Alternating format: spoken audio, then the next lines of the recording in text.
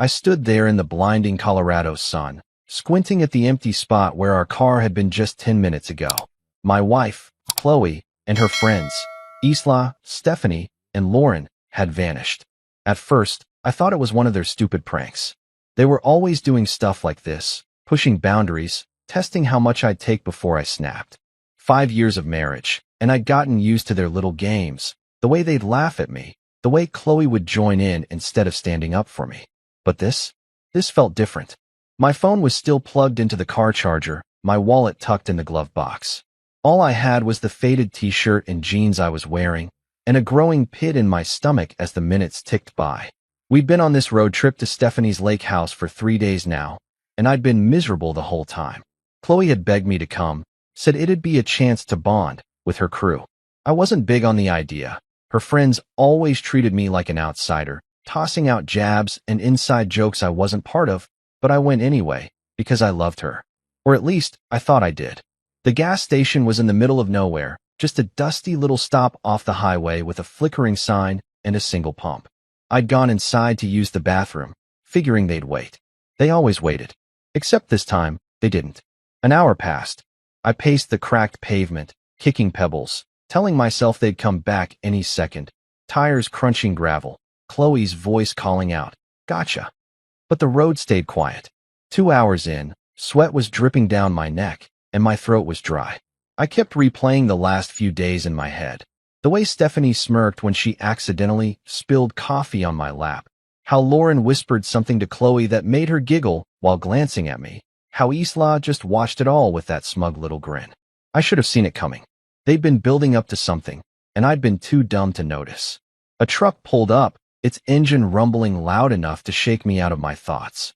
The driver, a big guy with a gray beard and a stained ball cap, leaned out the window. "You okay, buddy?" Been standing there a while. His voice was rough but kind, and it hit me like a punch. I wasn't okay. They weren't coming back. Chloe wasn't coming back. I swallowed hard, trying to keep my voice steady. "Yeah, my ride left me. You think you could help?" He nodded, like it wasn't the first time he'd seen someone stranded out here. "Hop in." "Where you headed?" I didn't even know. "Home. Back to Chloe. The life we'd built." But as I climbed into the cab, something shifted inside me. 5 years of her laughing at me, brushing me off, letting her friends treat me like garbage. It all came rushing up, hot and heavy. I stared out the window as the gas station shrank in the side mirror. The trucker didn't ask too many questions, just kept driving, humming some old country song. My hands clenched into fists on my lap. I could have borrowed his phone, called Chloe, demanded answers. But what would she say? "It was a joke, babe. Don't be so sensitive."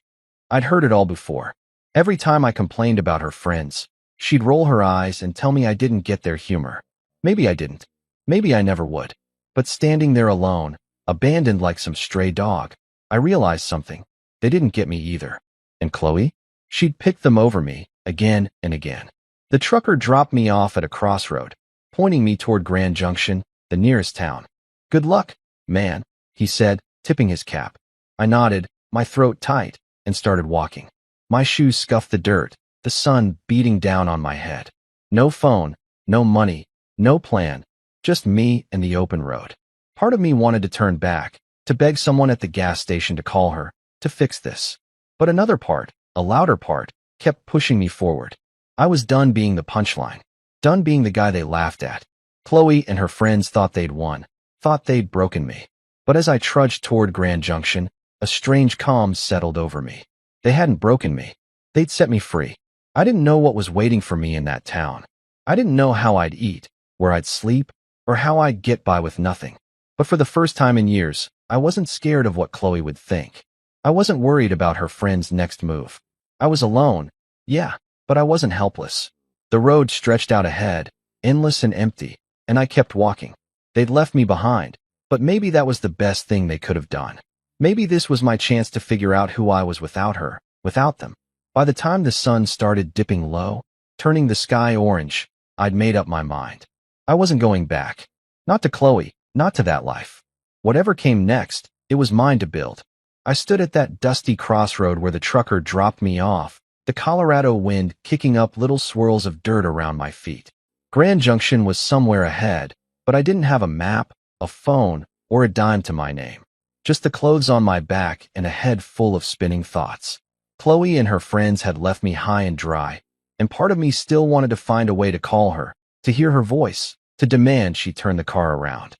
But then I remembered how she'd laughed when Stephanie accidentally knocked my beer over at the lake house, how she'd shrugged when I asked her to stick up for me. 5 years of that. 5 years of feeling like a guest in my own marriage. No, I wasn't calling her. Not this time. I started walking toward town, my sneakers crunching on the gravel. The sun was still high, baking the ground, and sweat soaked through my shirt. I didn't know how far Grand Junction was. Miles, probably, but I didn't care. Every step felt like a choice, like I was leaving her behind one footprint at a time. My mind kept drifting back to the gas station, to the moment I stepped out of that grimy bathroom and saw nothing but empty pavement. They'd planned it, hadn't they? Chloe, Stephanie, Isla, Lauren, all giggling in the car as they peeled out, thinking it'd be hilarious to ditch me. I could almost hear Chloe saying, "He'll figure it out, he always does." Well, I was figuring it out now, just not the way she expected. A pickup truck rumbled by, and I stuck out my thumb, hoping for a lift. The driver, a guy with a scruffy beard and a faded flannel shirt, slowed down and leaned out the window. "Need a ride?" he asked, eyeing me like he wasn't sure if I was trouble. "Yeah, heading to Grand Junction," I said, keeping my voice steady. He nodded. "Hop in. I'm going that way." I climbed into the passenger seat, grateful for the break. The cab smelled like oil and cigarettes, but it beat walking. "What's your story?" he asked as we rolled down the highway. I hesitated, then shrugged. "Got left behind by some people I thought I could trust." He grunted, like he'd heard that one before. "Happens more than you'd think out here." He dropped me off on the edge of Grand Junction, near a cluster of low buildings and a blinking traffic light. "Take care, man," he said, and drove off. I stood there, taking it in. A small town with a mix of old brick storefronts and newer chain stores. People going about their day like nothing was wrong. But everything was wrong for me. No wallet, no ID, no way to prove who I was. I needed help, and fast. I spotted a sign for a homeless shelter a few blocks down, a plain building with a cross painted on the side. My stomach twisted at the thought. Me in a shelter? But what choice did I have? Inside, it was dim and smelled like bleach and stale coffee. A guy behind the counter looked up. Roy, his name tag said. He was older, maybe 50, with a shaved head and a no-nonsense stare. "You lost or just broke?" he asked, sizing me up. "Both," I admitted, rubbing the back of my neck. "Got ditched out on the highway. No money, no phone, nothing." Roy didn't blink. "Happens. You got a name?" "Yeah. Mike," I said, figuring it was easier to stick to the truth for now. He handed me a clipboard with a form. "Fill this out. We'll get you a bed for the night. Tomorrow, we'll figure out the rest." That night, I lay on a cot in a room full of snoring strangers, staring at the ceiling.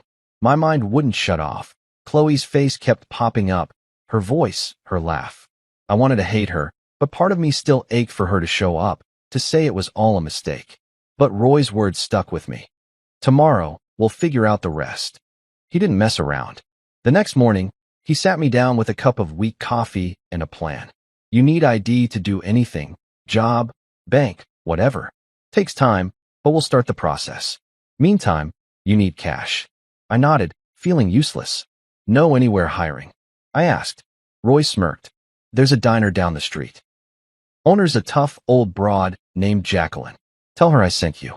The diner was a squat little place called Jackie's, with red vinyl booths and a jukebox in the corner. Jacqueline was behind the counter, a wiry woman in her 60s with tattoos snaking up her arms and a voice like gravel. "Roy says you need work," she said, not even looking up from wiping the counter. "Yeah, I do," I replied, shifting on my feet. "Anything you got." She squinted at me, like she was trying to see through me. "Dishwasher quit yesterday. Pays crap. Hours are long. You steal from me, you're dead. Start now." I blinked, caught off guard, but nodded. "Okay, I'm in." She tossed me an apron, and just like that, I was scrubbing plates in the back, hot water soaking my hands. It wasn't much, but it was something mine. No Chloe, no friends laughing at me, just me and a stack of greasy dishes. Roy checked in later that week, helped me file for a replacement ID. "You're doing all right, Mike," he said, clapping me on the shoulder. I wasn't so sure, but I kept going. The shelter became my home, Jacqueline's diner my lifeline. I didn't call Chloe, didn't even try. Every night, I fell asleep exhausted, but it was a good kind of tired. I was starting over, from nothing, and it felt like maybe, just maybe, I could make it work. I woke up on that cot in the shelter every morning with the same ache in my back, the same buzz of snores and coughs from the other guys around me. It had been a couple of weeks since Chloe and her friends ditched me at that gas station, and I was still getting used to this new life. Scrubbing dishes at Jacqueline's diner, sleeping on a borrowed bed, wearing clothes from a donation bin. My hands were raw from the hot water and soap, but I didn't mind. It kept me busy, kept my mind off her. Roy had been a rock, helping me navigate the mess of getting a replacement ID. Takes time, he'd said, handing me a stack of forms. But you'll get there. I nodded, grateful for his gruff kindness, and kept pushing forward. The diner was my world now. Jacqueline didn't mess around. She'd bark orders from the counter, her sharp eyes catching every mistake.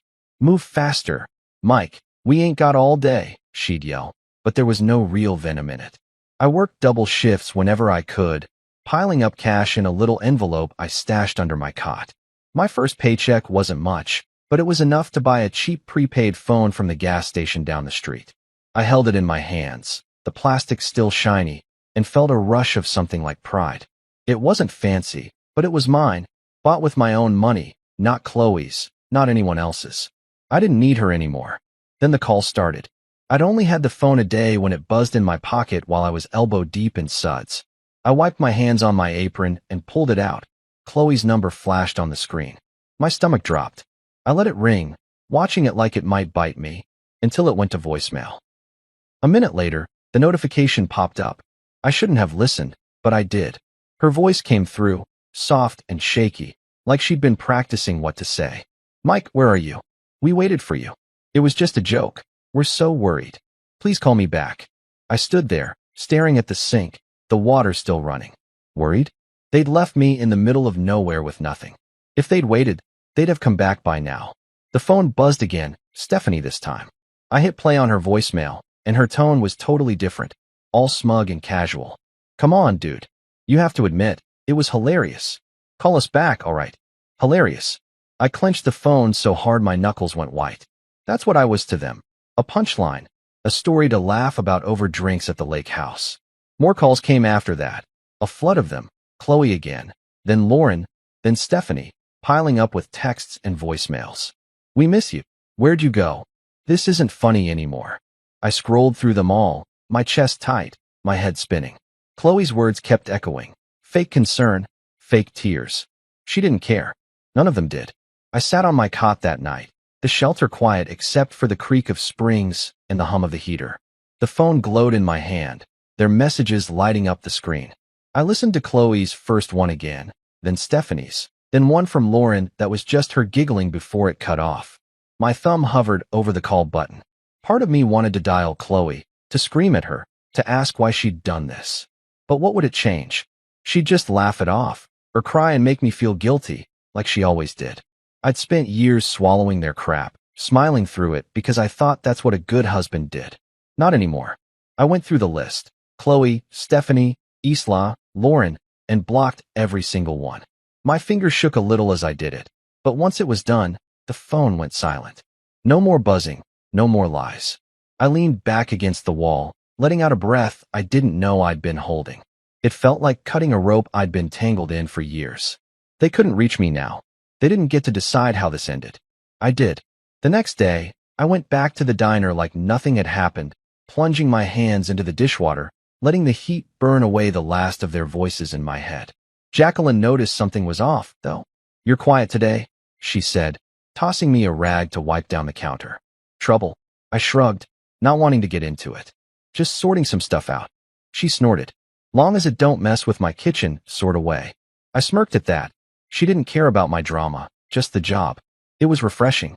Roy checked in later, handing me a paper with a case number for my ID. Coming along, he said. You holding up? I nodded. Yeah, better than I thought. He clapped me on the shoulder and left me to it. By the end of the week, I'd saved enough to buy a second-hand jacket from the shelter's donation pile. Nothing fancy, but it kept the chill off. I walked back to my cot each night, The prepaid phone silent in my pocket, and felt lighter. Chloe and her friends were gone, cut out like a bad habit. I didn't need their apologies or their excuses. I had work, a bed, a plan, small things, but they were mine. The ache was still there, sure, the sting of betrayal, but it was fading. Every dish I scrubbed, every dollar I tucked away, I was building something new, something they couldn't touch. And for the first time in a long time, I fell asleep without dreaming of her. I'd been at the diner for months now, and things were starting to feel steady. Not perfect, but steady. The shelter was still my home, but I'd saved enough to move into a tiny studio above a laundromat in Grand Junction. It wasn't much, just a single room with a lumpy mattress, a hot plate, and a bathroom so small I could barely turn around in it. But it was mine. No more cots, no more snoring strangers, just a key in my pocket and a door I could lock. Jacqueline had seen me busting my tail at the diner and bumped me up to prep cook, which meant more hours and a little more cash. I'd chop onions and peel potatoes in the back, the rhythm of the knife keeping my hands busy and my mind quiet. It was hard work, but it felt good, like I was earning something real. The nights were still tough, though. I'd lie on that creaky mattress, staring at the water stains on the ceiling, and Chloe would creep into my head. I'd see her smile, hear her laugh. Not the mean one she used with her friends, but the soft one she'd give me back when things were good, back before I became her punching bag. I'd wonder what she was doing, if she missed me, if she even cared. The loneliness hit hard sometimes, a cold weight in my chest that wouldn't go away. But then morning would come, and I'd drag myself out of bed, pull on my jacket, and head to the diner. No fear of her judgment, no cruel jabs from her friends. Just me, free to breathe, free to be. One night, after a long shift, I was messing around with my prepaid phone, bored and restless. I kept it simple, no contacts, no ties to the past, but curiosity got the better of me. I made a fake social media account, just a random name and no picture, and looked her up. Chloe's profile popped up, still public, still full of her perfect little life. There were pictures from the lake house trip, her and Stephanie posing by the water, Isla grinning with a drink in her hand. Then I saw it, a post about me. It was a photo of us from years ago, smiling at some picnic, and her caption hit me like a slap. Missing my love. I pray he finds his way back to me. I stared at it, my thumb frozen on the screen. Missing me? She hadn't even gone back for me. She'd driven off and left me to rot. I almost laughed, right there in that dingy apartment, the sound bouncing off the bare walls. It was so fake, so Chloe, turning herself into the victim, like I'd wandered off on my own instead of being abandoned. I scrolled through the comments, Stephanie saying, "He'll turn up, don't worry." Lauren chiming in with, "Sending you hugs."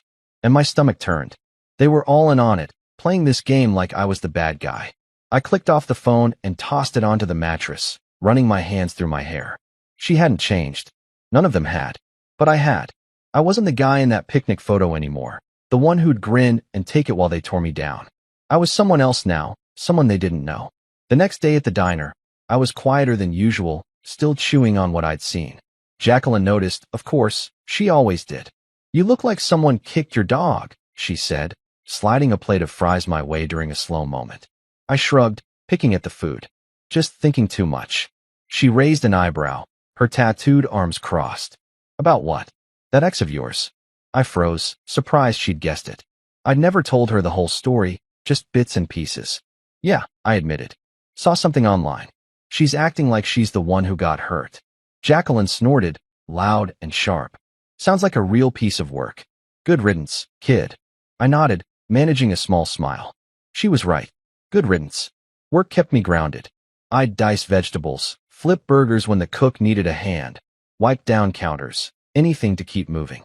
The diner had its regulars, folks who'd nod at me or leave a couple bucks on the table, and that felt good, like I was part of something. My hands were calloused now, my arms stronger from hauling crates and scrubbing pans. I'd catch my reflection in the diner's glass doors sometimes, tired eyes, messy hair, but a guy who was making it, one day at a time.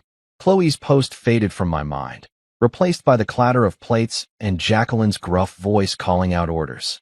I stopped checking her social media after that. Didn't need to. Whatever she was saying, whatever story she was spinning, it didn't matter. I had my studio, my job, my life, Small, sure, but growing. The loneliness still came around, especially on quiet nights when the laundromat downstairs hummed and rattled, but it wasn't as sharp anymore. I'd wake up to the smell of detergent drifting through the floorboards, pull on my boots, and head out into the cold morning air. No one was waiting to mock me. No one was rolling their eyes at my every word. I could just be Mike, plain, simple Mike, and that was enough. For the first time in years, I felt like I was standing on solid ground, not sinking in quicksand. Freedom wasn't loud or flashy. It was this, my key, my paycheck, my choice. And I wasn't giving it back. I'd been living above the laundromat for a while now, settling into a routine that felt like mine. Work at the diner, save my cash, sleep in my own space. The days blended together, but they were good days, steady ones. Then she walked in, Sienna. She started coming to Jacqueline's diner twice a week, always in the same booth by the window, always with a stack of textbooks and a pen in her hand. She was a med student, I figured, from the way she'd mutter medical terms under her breath while scribbling notes. Her order never changed. Denver omelet, no tomatoes, extra coffee, and she'd barely look up when I brought it over. I'd watch her sometimes, amused at how she'd get so lost in her studying that her fork would hover halfway to her mouth for a full minute before she noticed. I don't know why I started messing with her. Maybe I was bored. Maybe I just wanted to see if she'd crack a smile. I'd swap out my name tag with random names I'd make up, Bob one day, Steve the next, Carl after that, just to see if she'd catch it.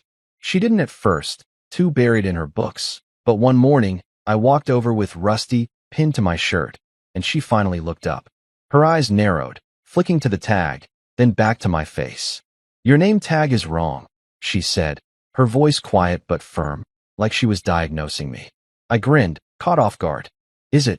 I shot back, even though it was. My real name was Mike, and she'd never asked. She smirked, just a little, and went back to her notes. That was it, our first real moment, and it stuck with me. Work kept me busy, but Sienna became the highlight of my week. She'd show up, order her usual, and I'd find excuses to swing by her table, refill her coffee, clear her plate, ask if she needed anything. She'd nod or mumble a thanks, but that smirk stayed in my head, like a challenge. One day, she came in looking frazzled, her hair messy, her books heavier than usual. "Rough night?" I asked, setting her coffee down. She sighed, rubbing her eyes.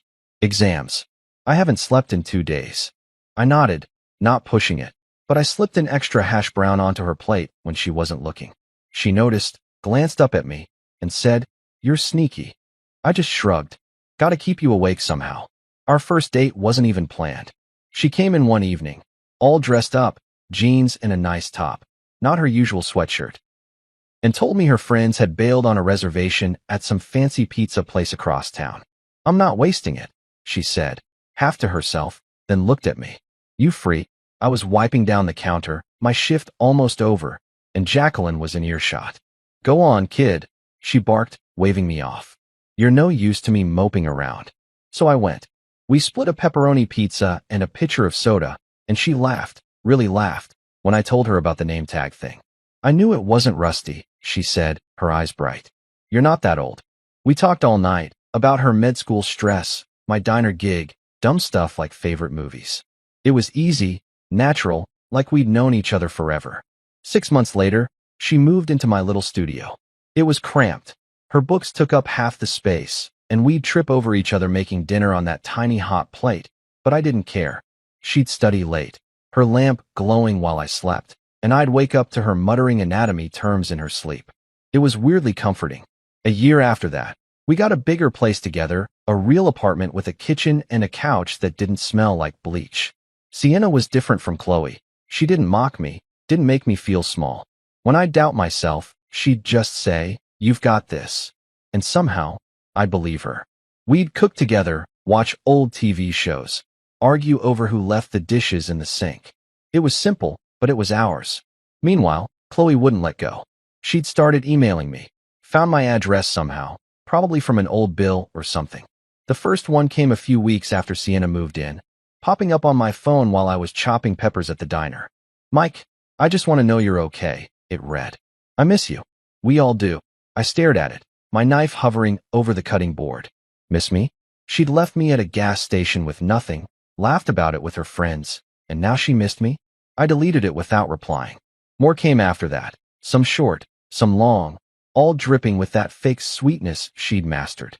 I messed up, I know. Please talk to me. I saw your grandma. She's worried.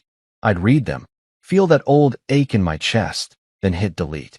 Sienna caught me once, frowning at my phone. Who's that? She asked. Nobody, I said, and she didn't push. She didn't need to. I wasn't going back.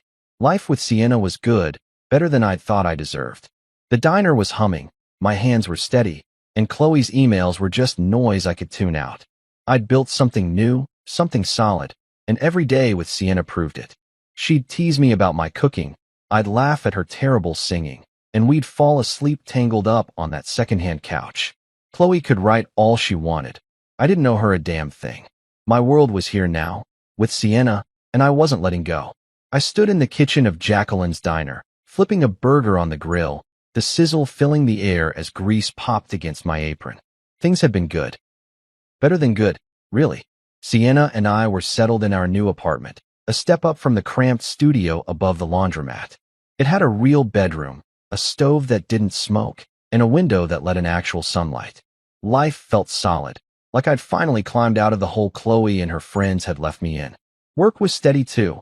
I'd been at the diner long enough that Jacqueline trusted me with more than just dishes and prep. She'd started leaning on me, barking less and nodding more when I got things done right. That day, though, she called me over to the counter during a slow stretch, her sharp eyes locked on me like she had something big to say. Mike, she said, wiping her hands on a rag, you're not half bad at this. I smirked, thinking she was joking, but her face stayed serious. I'm opening a second spot across town, smaller joint, but mine. Need someone to run it. You in? I froze, spatula in hand, the burger sizzling behind me. Me? Run a diner? I'd gone from scrubbing plates to cooking, sure, but managing a whole place? You serious? I asked, my voice rougher than I meant it to be. She snorted. Do I look like I'm kidding? You've got the chops. Work hard, don't steal, don't whine. Say yes or no. My head spun. A year ago, I'd been dumped at a gas station with nothing. Now I was getting offered this. I almost said no, convinced it was some trick, like Chloe's pranks all over again. That night, I sat on our couch, Sienna's and mine, staring at the TV without really watching it. She came home from a late study session, dropping her bag by the door, and saw me just sitting there. What's up? She asked, kicking off her shoes. I told her about Jacqueline's offer, my voice low, like saying it out loud might jinx it. She wants me to run her new diner. Me in charge. Sienna plopped down next to me, her knee brushing mine.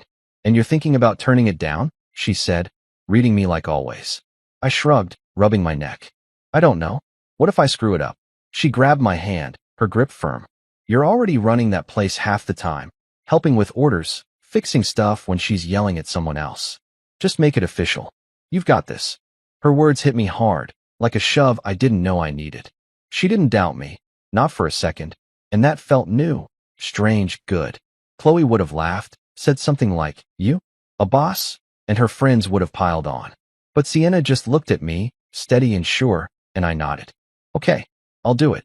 She smiled, that small one I loved, and leaned her head on my shoulder. Good. Now stop moping. We've got dishes to do.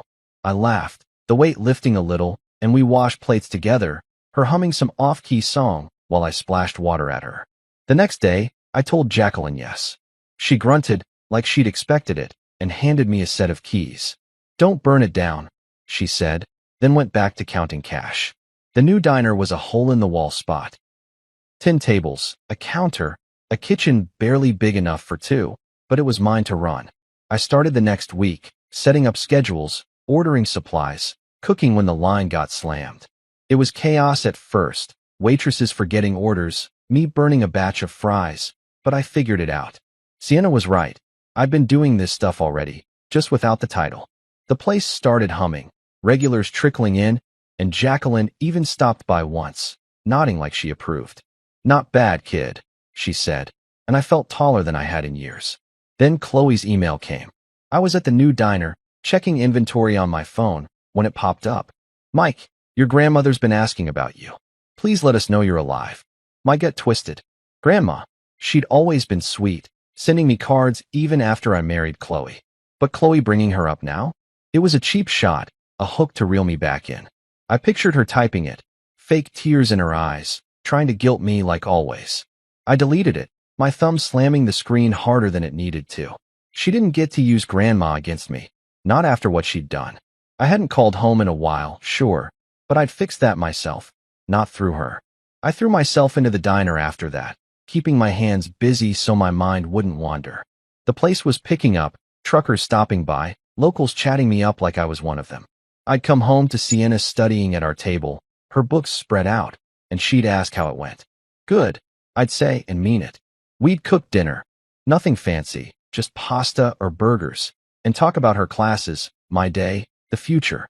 Chloe's emails kept coming, piling up in my trash folder, but I didn't open them. She was a ghost, a shadow I could ignore. My life was here. The diner, Sienna, the keys in my pocket. I'd been abandoned once, left to figure it out, and I had. Now I was building something better, something they couldn't touch. Every night, I locked up the diner, drove home to Sienna, and felt like a man who'd finally found his footing. I was flipping eggs in the kitchen of my third diner, the one on the edge of town, when my phone buzzed in my pocket. The morning rush was in full swing, truckers hollering for coffee, waitresses darting between tables, and I almost ignored it. 15 years had turned me into a different man. Sienna and I were married, 2 kids tearing up our house, 3 diner locations keeping me busy. Life was good, loud, full, nothing like the empty shell I'd been when Chloe left me at that gas station.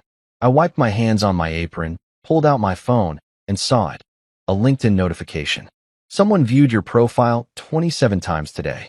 My stomach did a little flip. I didn't use LinkedIn much, just a basic page with my name, the diners, a blurry photo Sienna made me take. But 27 times? That wasn't normal. I tapped it open, the grill hissing behind me, and there she was, Chloe. Her name hit me like a cold splash of water, right there on the screen, tied to some company I didn't care about. 27 views in one day. She'd been digging through my life, over and over. I set the phone down, my hands gripping the counter, trying to steady myself. 15 years, and she was back, creeping in like a shadow I thought I'd shaken off. I flipped the eggs, barely watching, my mind racing. What did she want? Why now? I'd blocked her emails years ago, ignored her guilt trips, built a whole world without her. But here she was, poking around, silent but loud in my head. The diner smelled like bacon and syrup, the clatter of plates keeping me grounded. I plated the eggs, handed them off to a waitress, and tried to focus. Coffee needed refilling, hash browns were burning, but Chloe's name stuck with me. I pictured her sitting somewhere, clicking my profile, seeing the diners, maybe even the old job at Jacqueline's I'd listed. Did she know about Sienna? The kids? I hadn't posted much, just enough to look legit, but 27 views meant she was looking hard. I wiped my forehead, sweat mixing with the heat, and grabbed my phone again. Her profile stared back. Chloe, older now, hair cut short, a tight smile in her picture. Consultant, it said. I didn't read more. Didn't want to. I stepped into the back, a tiny storeroom with shelves of flour and canned goods, and leaned against the wall. My heart was thumping too fast, like I'd run a mile. 15 years, 2 kids, a wife, a business, and she could still rattle me. I hated that. I'd worked so hard to bury her, to forget the gas station, the laughter, the way she'd made me feel like nothing. Now she was back, not even saying anything, just watching. Was she jealous? Mad? Desperate? I ran my hands through my hair, pacing the cramped space. Part of me wanted to message her, "What's your deal?" But I stopped myself. That's what she'd want. Me reaching out, giving her a crack to slip through. I went back to the grill, threw myself into the rush, cooking, pouring, wiping down tables when the waitresses got swamped. The regulars nodded at me. Some guy asked for extra ketchup, and I kept moving, kept my hands busy. But she was there, in the back of my mind, those 27 views like an itch I couldn't scratch. I didn't tell Sienna when I got home that night. She was on the couch, folding laundry, the kids upstairs yelling about some game. Busy day? She asked, glancing up. Yeah, I said, forcing a smile, kissing her forehead. Same old. She didn't push, just handed me a pile of socks to sort, and I sat there, folding, pretending everything was fine. The house was warm, Smelled like dinner. Chicken and rice, Sienna's go-to, and the kids tumbled down, begging for dessert. I laughed, said no, felt normal for a minute. But Chloe lingered, a ghost I couldn't shake. I didn't check LinkedIn again, didn't need to see if she'd looked more. 27 was enough. I helped Sienna with the dishes, her hip bumping mine, and tried to let it go. My life was here, 2 kids fighting over the last cookie, a wife who didn't laugh at me, diners I'd built from nothing. Chloe couldn't touch that, not really. Still, I went to bed with her name in my head, staring at the ceiling while Sienna slept beside me. The next day, I was at the first diner, pouring coffee, when my phone buzzed again. I didn't look, just shoved it deeper in my pocket. If it was her, I didn't want to know. I'd spent years locking her out, and now she was knocking, quiet but steady. I focused on the work, grill, counter, cash register, kept my hands moving, my voice steady. She was out there, somewhere, but I was here, standing tall. Whatever she wanted, whatever game she was playing, I wasn't biting. Not yet. Not ever, if I could help it. I was wiping down the counter at the original diner, the one Jacqueline first hired me for, when the door jingled and they walked in, Chloe, Stephanie, and Isla. It was 3 days after those LinkedIn alerts, and I'd been on edge, half expecting something like this. The breakfast rush had just died down, leaving a handful of regulars sipping coffee, the air thick with grease and burnt toast. I saw them before they saw me. Chloe's short hair catching the light, Stephanie's swagger still there. Isla hunched like she wanted to disappear. My gut twisted, hands freezing on the rack.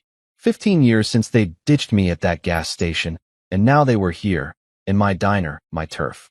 I didn't move, just watched them pick a booth by the window and sit, their voices low but familiar.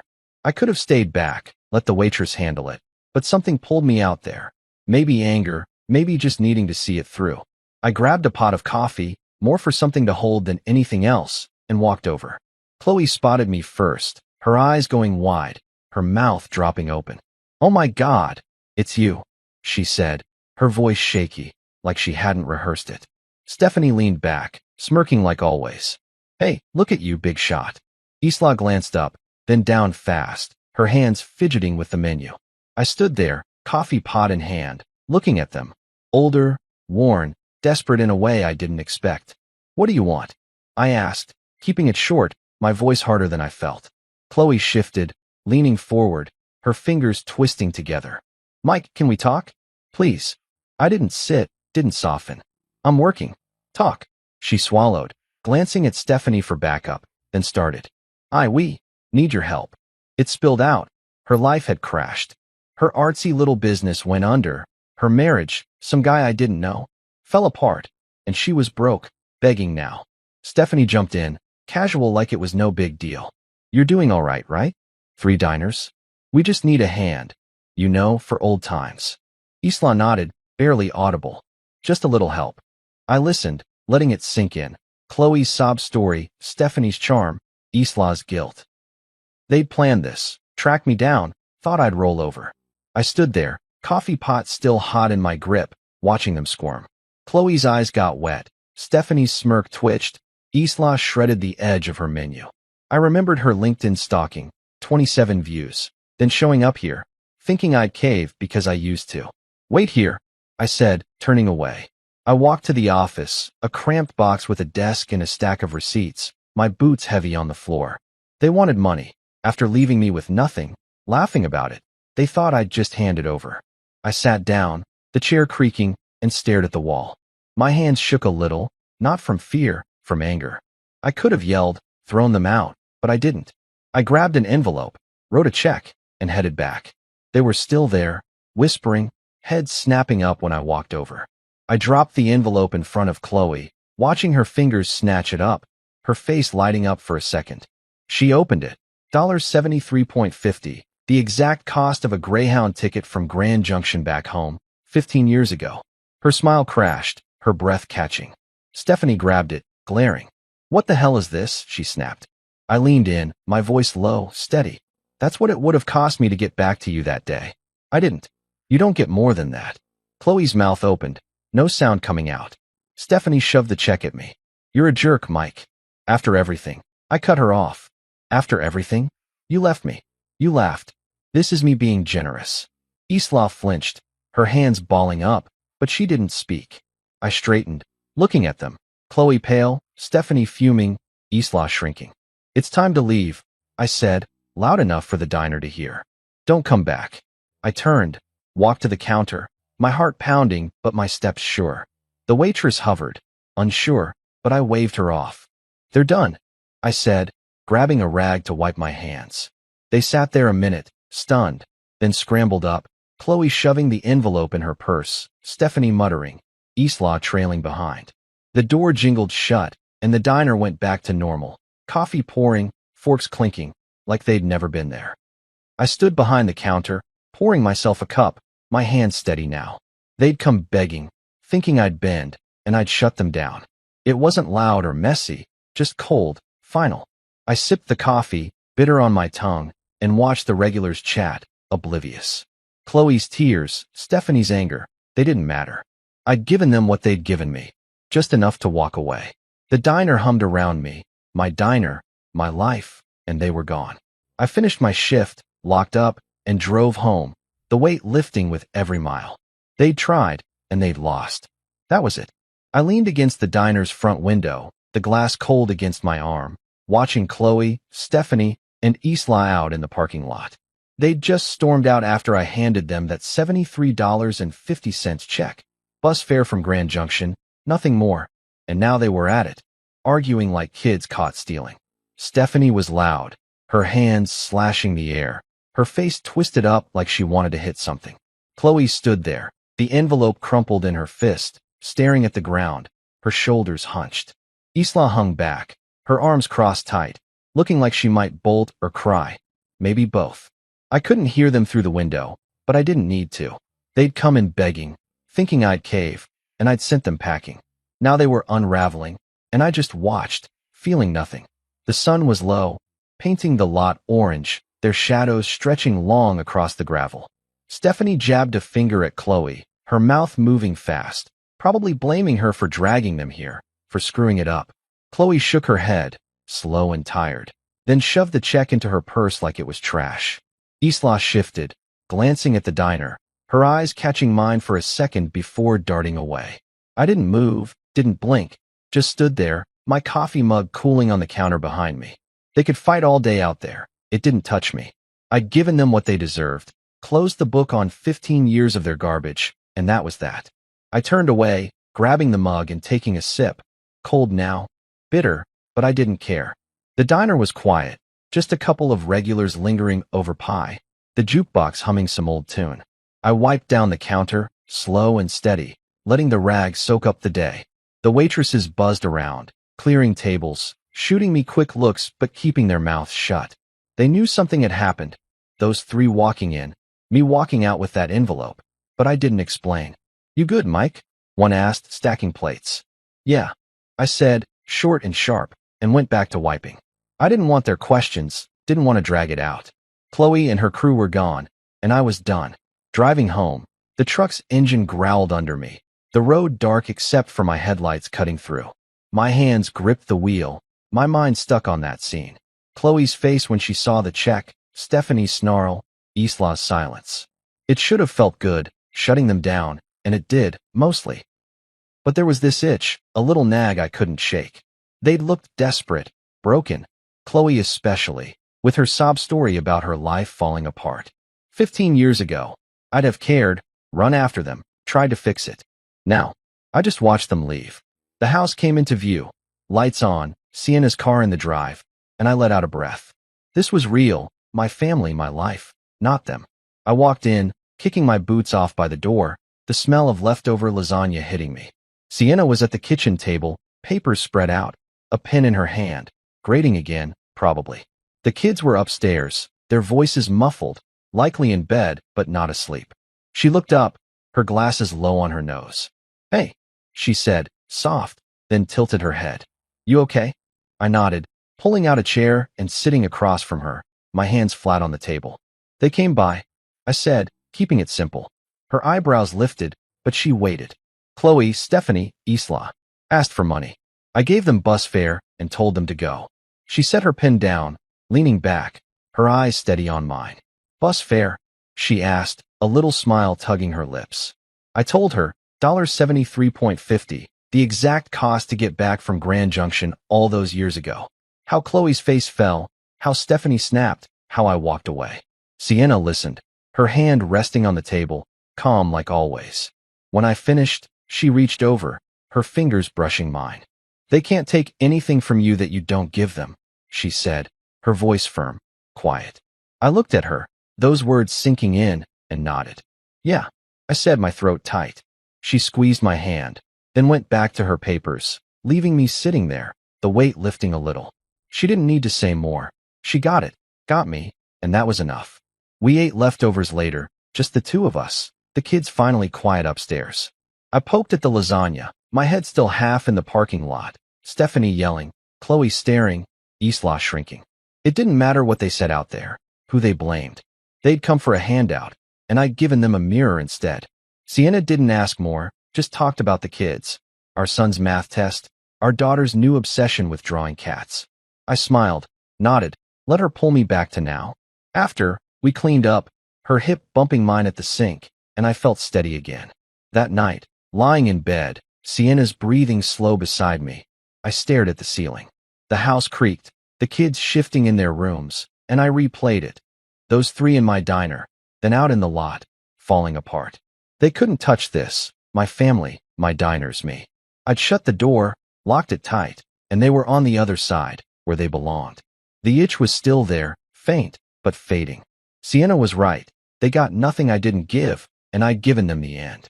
I closed my eyes, the days slipping away, and slept hard, done with their ghosts for good. I stood in the kitchen of our house, stirring a pot of chili on the stove, the smell of spices filling the air. It had been weeks since Chloe, Stephanie, and Isla walked into my diner, since I handed them that $73.50 check and watched them argue in the parking lot. I hadn't seen them since, not a call, not an email, not even a whisper on LinkedIn. They were gone, really gone this time, and I felt it. A quiet that settled deep, like a storm finally passing. Life rolled on. Sienna grading papers at the table, the kids chasing each other around the backyard, the diners humming with regulars. It was mine, all of it, and they couldn't touch it. I'd stopped looking over my shoulder, stopped waiting for the next knock. The chili bubbled, steam rising, and I tasted it. Needed more salt, maybe a kick of pepper. Sienna glanced up from her stack of tests, her glasses slipping down her nose. Smells good, she said, smiling that small smile I loved. Better be. I shot back, grinning, and she laughed, soft and easy. The kids burst in from outside, our son waving a muddy stick, our daughter yelling about a bug she'd found. Out, both of you, wash up. I barked, pointing to the sink, and they groaned but obeyed, splashing water everywhere. It was chaos, loud and messy, but it was ours. Chloe's face, those tears she'd tried to sell me, faded a little more every day, replaced by this. Work was good too. I bounced between the three diners, flipping burgers, checking stock, joking with the waitresses. The regulars knew me now. Old Tom with his coffee, the trucker who tipped big, the lady who always asked for extra napkins. They'd nod, say, "Hey, Mike," and I'd nod back, feeling like I belonged. Jacqueline stopped by the first diner one morning. Her tattoos faded, but her glare still sharp. "You didn't screw it up," she said, looking around, then clapped my shoulder and left. High praise from her. I laughed to myself, pouring coffee for a table, and thought about how far I'd come, from a gas station nobody to this. I didn't check on Chloe anymore. No fake social media accounts, no late-night scrolls. I'd done that once, years back, seen her play the grieving widow, but now? I didn't need to know. She was out there, somewhere, living whatever life she'd made after her business tanked, her marriage crumbled. Stephanie, and Isla too, maybe still mad, maybe still blaming her. It didn't matter. They'd come begging, and I'd shut the door. That $73.50 check was the last thing I'd ever give them. Just enough to walk away, like they'd left me to do. I didn't feel bad, didn't feel guilty. I felt free. Sienna and I took the kids to the park that weekend, a crisp fall day with leaves crunching under our boots. Our son ran ahead, kicking a ball, while our daughter clung to my hand, pointing at every squirrel. Sienna walked beside me, her arm brushing mine, and we didn't say much, just watched, breathed, lived. I thought about Chloe for a second, her showing up, her voice cracking, and let it go. She couldn't take this from me, couldn't even come close. I'd built it all without her, despite her, and it was better than anything she'd ever offered. You're quiet, Sienna said, nudging me. Just happy, I replied, and she squeezed my hand, knowing I meant it. Back home, we ate the chili, too spicy, the kids complained, but they shoveled it down anyway. I sat at the table, watching them bicker over the last roll, Sienna rolling her eyes at their noise. This was it, the best revenge, if you could call it that. Not some big fight, not rubbing it in their faces, just living well, living real. Chloe wanted me to break, to crawl back, and I hadn't. I'd walked away from that gas station, from her, and kept going. Roy at the shelter, Jacqueline's diner, Sienna's laugh, these kids. Every step was mine, every piece earned. They'd lost, not because I'd beaten them, but because I'd stopped playing their game. The days kept rolling, school runs, diner shifts, quiet nights with Sienna on the couch. I didn't look back, didn't need to. Chloe was a memory, a shadow that couldn't reach me anymore. I'd see her sometimes, in a flash, her smirk, her tears, but it didn't stick. I'd turn the radio up, flip a burger, hug my daughter, and she'd fade. The diners thrived, the kids grew, Sienna and I argued over dumb stuff like whose turn it was to mow the lawn. It was simple, messy, perfect. I'd wake up early, make coffee, stand in our kitchen looking out at the yard, and feel it. Peace, deep and steady. One night, after the kids were in bed, I sat on the porch, a beer in my hand, the air cool against my skin. Sienna came out, wrapped in a blanket, and sat beside me. What's on your mind? She asked, her voice soft. I took a sip, staring at the stars. Nothing, I said, then smiled. Everything. She leaned her head on my shoulder, and we sat there, quiet, together. Chloe was gone, really gone, and I was here whole. The best revenge wasn't revenge at all. It was this, right now, a life so good I didn't need to prove anything. I'd made it, and that was enough. My wife secretly went on a 14-day trip with her work husband. When she got back, I asked one question that froze her. Do you know what illness he has? She ran straight to the doctor, but by then it was already too late. The sound of her suitcase wheels on our driveway cut through the November air like a blade through silk, smooth, inevitable, final.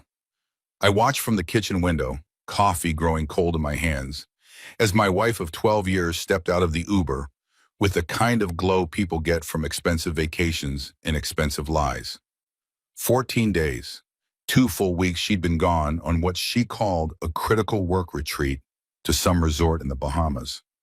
A retreat so critical, apparently, that spouses weren't invited. So critical that her phone had been conveniently unreachable for hours at a time. So critical that when I'd called the company's main line to leave a message, the receptionist had paused just a fraction of a second too long before saying she'd pass it along. That pause told me everything. But I said nothing. Not when she left, not during her absence, and not now as she walked up our front steps with that particular lightness in her step that guilt tries to disguise as happiness. The door opened. James, God, I missed you. Rachel looked radiant. Her skin had that sun-kissed bronze that doesn't come from sitting in conference rooms. Her eyes were bright, rested, alive in a way they hadn't been in months, maybe years. She wore a new linen dress, white and breezy, the kind of thing you buy on vacation when you're trying to become a different version of yourself. She dropped her bags and moved toward me for an embrace. I hugged her back, felt her arms around me, smelled the unfamiliar perfume mixing with sunscreen and something else, something that made my stomach turn. How was it? I asked, keeping my voice level, almost disinterested. Exhausting, she said, pulling back with a performative sigh. Back-to-back sessions, networking dinners every night. I barely had time to breathe, but productive, really productive. I nodded slowly, took a sip of cold coffee, watched her watching me. She was good. I'd give her that. 12 years of marriage had taught her how to read my moods, how to calibrate her lies to match my temperature. But she didn't know what I knew. Couldn't know that I'd spent the last 14 days becoming a different person myself. The kind of person who checks phone records, who calls in favors, who sits in parking lots outside office buildings waiting for the truth to show its face. That's great, Rach. Really great. I set down my mug. You must be tired. Why don't you shower, unpack? I'll make us lunch. Relief flickered across her face. You're the best. I'm disgusting from the flight. She grabbed her suitcase and headed upstairs. I listened to the familiar sounds of her moving through our house. The bedroom door opening, the suitcase being heaved onto the bed, the bathroom door closing, the shower starting. All of it so normal, so mundane, like the last 2 weeks had been exactly what she said they were. I pulled out my phone and looked at the photo again.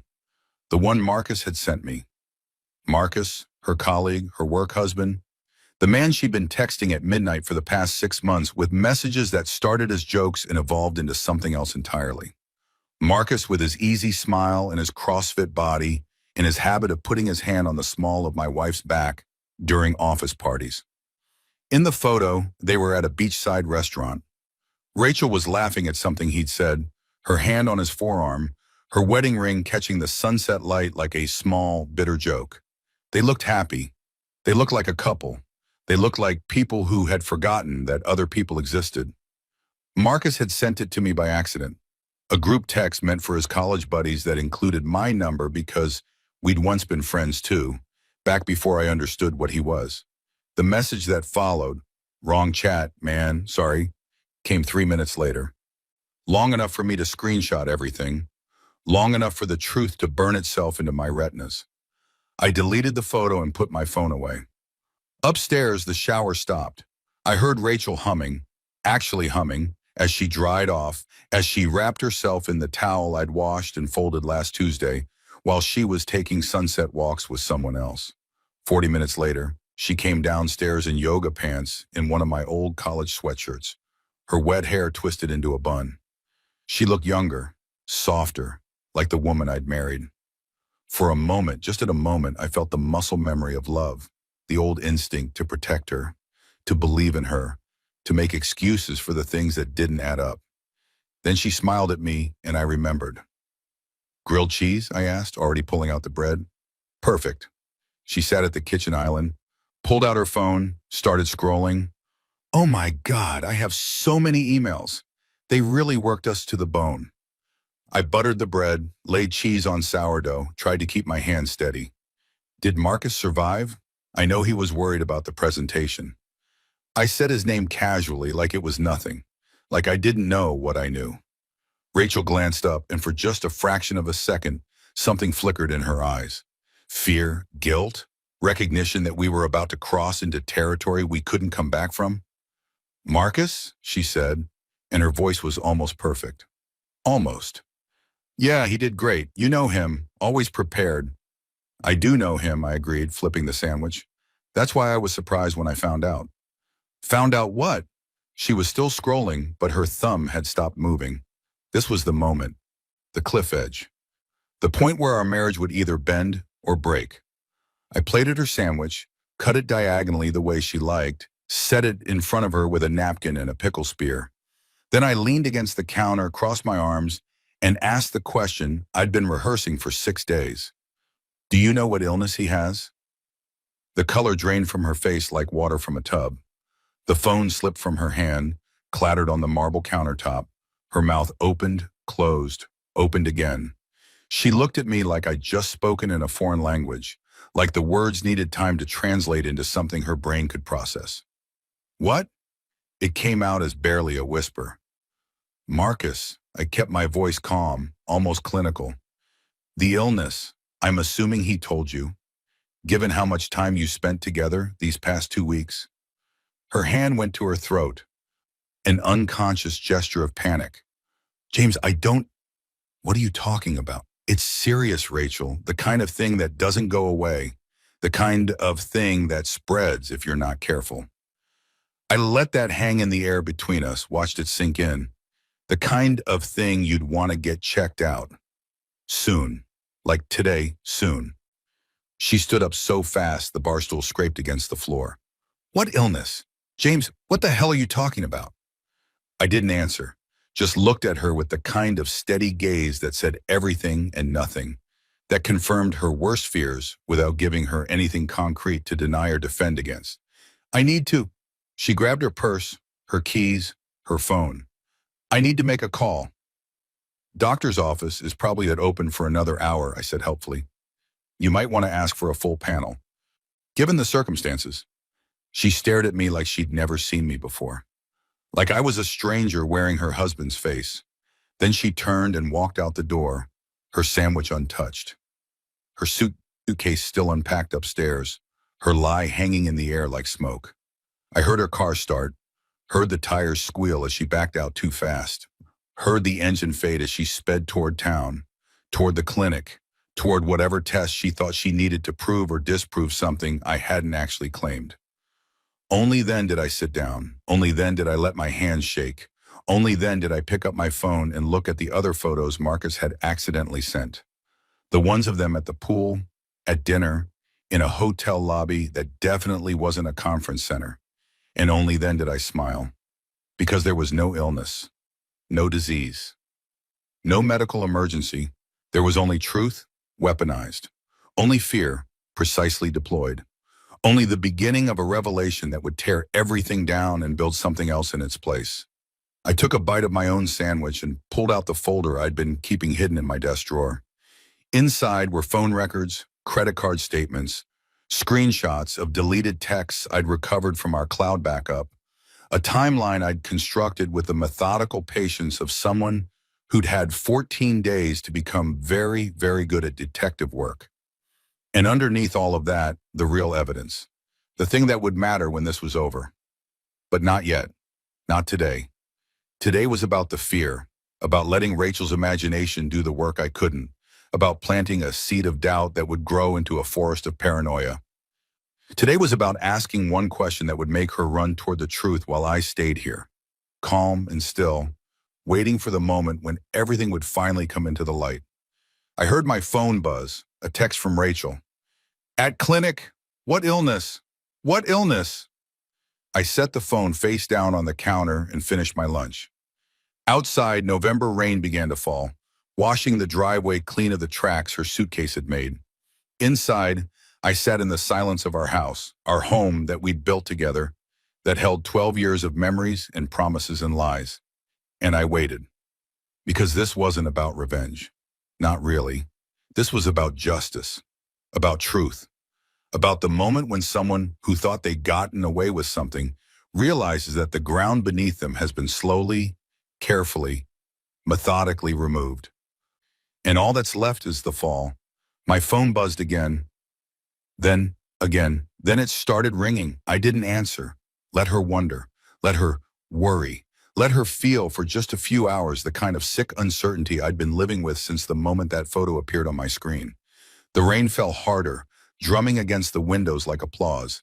And I sat in my kitchen, in my house, in my life that was about to become something entirely different, and I waited for Act 2 to begin. The rain had turned into a proper storm by the time Rachel's car pulled back into the driveway. 3 hours had passed, 3 hours during which my phone had collected 17 text messages, 9 missed calls, and 1 voicemail that I'd listened to twice. Not for information, but for the tremor in her voice. The way guilt makes people sound smaller, younger, desperately alone. I was in the living room when she came in, reading a book I wasn't actually reading, turning pages at intervals that suggested casual afternoon leisure rather than calculated psychological warfare. The lamp beside me cast warm light across the room, made everything look soft and safe and normal. A perfect stage for the performance we were about to give. She stood in the doorway, soaked through despite the short walk from car to house. Her hair hung in wet ropes around her face. Her eyes were red, from crying or rain, I couldn't tell. Maybe both. She looked fragile in a way that would have broken me a week ago. They ran every test they had, she said, her voice hollow. Blood work, cultures, everything.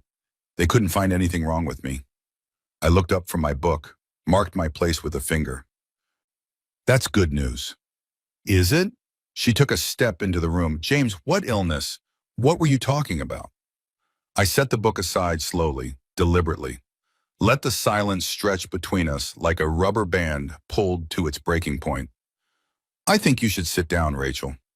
I don't want to sit down. I want you to tell me what the hell is going on. Sit down. Something in my tone made her obey. She sank onto the couch across from me, pulling her wet cardigan tight around her body like armor. Water dripped from her clothes onto our hardwood floors, making small dark circles that spread and disappeared. "There's no illness," I said quietly. The words hit her like a slap. "What?" "Marcus doesn't have an illness. He's fine. Perfectly healthy as far as I know." Her face went through several expressions in rapid succession. Confusion, disrelief, anger, then back to confusion, cycling through emotions like someone trying to find the right key for a lock. "Then why?" "Because I needed you to run," I interrupted. "I needed you to panic. I needed you to feel, even for just a few hours, the kind of fear that makes you question everything you thought you knew." She stood up. "You're insane. You sent me to a clinic, made me think I'd been exposed to some disease, made me terrified that I'd—" She stopped abruptly, realizing what she'd almost said. I leaned forward. "That you'd what, Rachel? Caught something from Marcus?" "Because that's interesting phrasing. Why would you assume you'd caught something from Marcus specifically? Unless you were in a position to catch something from him. Unless you'd been close enough, intimate enough, for that to be a concern." The color that had returned to her face drained away again. "We didn't. I haven't. Don't." I held up a hand. "Please don't insult both of us by lying right now. We're past that. We're so far past that." She sank back onto the couch, and I watched her realize that this conversation wasn't going the way she'd expected. That she'd walked into something she couldn't charm or explain or rationalize her way out of. "How long have you known?" she whispered. "Which part? That you and Marcus have been texting each other at midnight for 6 months? That you've been deleting messages from your phone but not from our cloud backup? That the work retreat was actually a couple's package at the Azure Bay Resort that he booked using his personal credit card?" I paused. "Or that you've been lying to my face every single day, asking me about my day, kissing me goodnight, making plans for our anniversary while you were planning something entirely different with someone else." Each question landed like a stone in still water, sending ripples across her face. She opened her mouth, closed it, opened it again. Finally, "I can explain." "I don't want you to explain." I stood up, walked to the window, watched rain run down the glass. "Explanations are for misunderstandings." This wasn't a misunderstanding, Rachel. This was a choice, dozens of choices, actually. Every text, every deleted message, every lie about working late or going to the gym or needing space, every single one was a choice you made to betray me. It wasn't supposed to happen like this. Her voice was small, breaking. It evolved. We were friends. We worked together every day. And he understood things about me that I what? I turned from the window. That I didn't understand, that I failed to provide? Go ahead, Rachel. Tell me how this is somehow my fault. That's not what I meant. Then what did you mean? Because from where I'm standing, it looks like you got bored or restless or whatever it is people get when they decide that their marriage vows were more like marriage suggestions. And instead of talking to me, instead of fighting for us, I gestured vaguely toward her, toward the space where our marriage used to be. "You just found someone easier." She was crying now, proper tears streaming down her face, mixing with the rainwater. "I'm sorry, God, James, I'm so sorry. It was stupid and selfish, and I never meant to hurt you." "But you did hurt me. You are hurting me. Every second you sit there trying to make yourself feel better with apologies that don't mean anything, you're hurting me." I walked to the bookshelf where I'd hidden the folder, pulled it out, set it on the coffee table between us with a sound like a judge's gavel. "This is 6 months of evidence. Phone records, credit card statements, security footage from the office parking garage, showing you leaving together at midnight on dates when you told me you were working late. Screenshots of texts where you called him baby and where he told you what he wanted to do to you when you were finally alone." Rachel stared at the folder like it was a bomb. "You've been spying on me?" "I've been protecting myself," I corrected. "There's a difference. You created this situation and I responded to it. Don't try to make me the villain in your story." She reached for the folder with a shaking hand, opened it, started flipping through pages. I watched her face as she saw it all laid out, the evidence of her betrayal organized chronologically. highlighted, annotated. I'd spent 14 days building this case with the thoroughness of a prosecutor preparing for trial. "What are you going to do with this?" she asked finally. "That depends." "On what?" "On whether you're capable of telling me the truth. The whole truth. Not the edited version you have been rehearsing on the drive home. Not the sanitized story where you minimize what happened and maximize my supposed failures as a husband. The actual, complete truth about you and Marcus." She closed the folder, pressed her palms against it like she could somehow erase what was inside. "We slept together." The words hung in the air. Even though had known for days, really, hearing her say it out loud was different. It made it real in a way that evidence never could. It transformed abstract betrayal into concrete fact. "When?" My voice sounded distant to my own ears. "The first time was in July, after the company summer party. We'd both been drinking, and he drove me home because you were out of town, and I invited him in for coffee, and I don't need the play-by-play. How many times total?" She hesitated. "I don't know, maybe 10, 12. "And the Bahamas trip?" "We were together the whole time. It wasn't a work retreat. There was no conference. We wanted time alone, away from everything." I nodded slowly, absorbing this. "Did you use our savings account to pay for your half of the trip? The account we've been building for the down payment on a bigger house?" Her silence was answer enough. "Okay." I walked back to my chair, sat down, picked up my book. "You should pack a bag." "What?" "A bag, Rachel. Clothes, toiletries, whatever you need for a few days. I think it's best if you stay somewhere else for a while." "James, please. This isn't negotiable. You violated our marriage. You lied to me for 6 months. You used our money to fund your affair. And now you need to leave. We'll figure out the rest later. But right now, tonight, I need you to not be here." She started sobbing, deep, gasping sobs that shook her whole body. "I don't have anywhere to go." "You have parents 20 minutes away. You have friends. You have Marcus." I opened my book to a random page. "You'll figure it out. You're good at figuring things out behind my back." "I love you," she said desperately. "I still love you, James. This thing with Marcus, it doesn't change how I feel about you." I looked at her over the top of my book, and maybe she saw something in my face that scared her, because she flinched. "Rachel, you spent the last 14 days in paradise with another man. You swam in the ocean with him, slept in his arms, woke up next to him, planned a future with him. And during all of that, how many times did you call me?" Three 5-minute conversations where you fed me lies about conference schedules and networking events. So don't tell me you love me. Don't cheapen that word more than you already have." She sat there for another minute, maybe hoping I'd change my mind. Maybe trying to find some combination of words that would fix this. But there was no combination, no magic spell, no way back to the morning when she'd walked in glowing with sun and secrets. Finally, she stood up and walked upstairs. I listened to her moving through our bedroom, opening drawers, pulling clothes from hangers. The sounds of a life being dismantled, one article of clothing at a time. 20 minutes later, she came down with a duffel bag and her laptop case. She paused at the door, looked back at me. "What happens now?" "Now you leave. And tomorrow we start figuring out what the truth costs."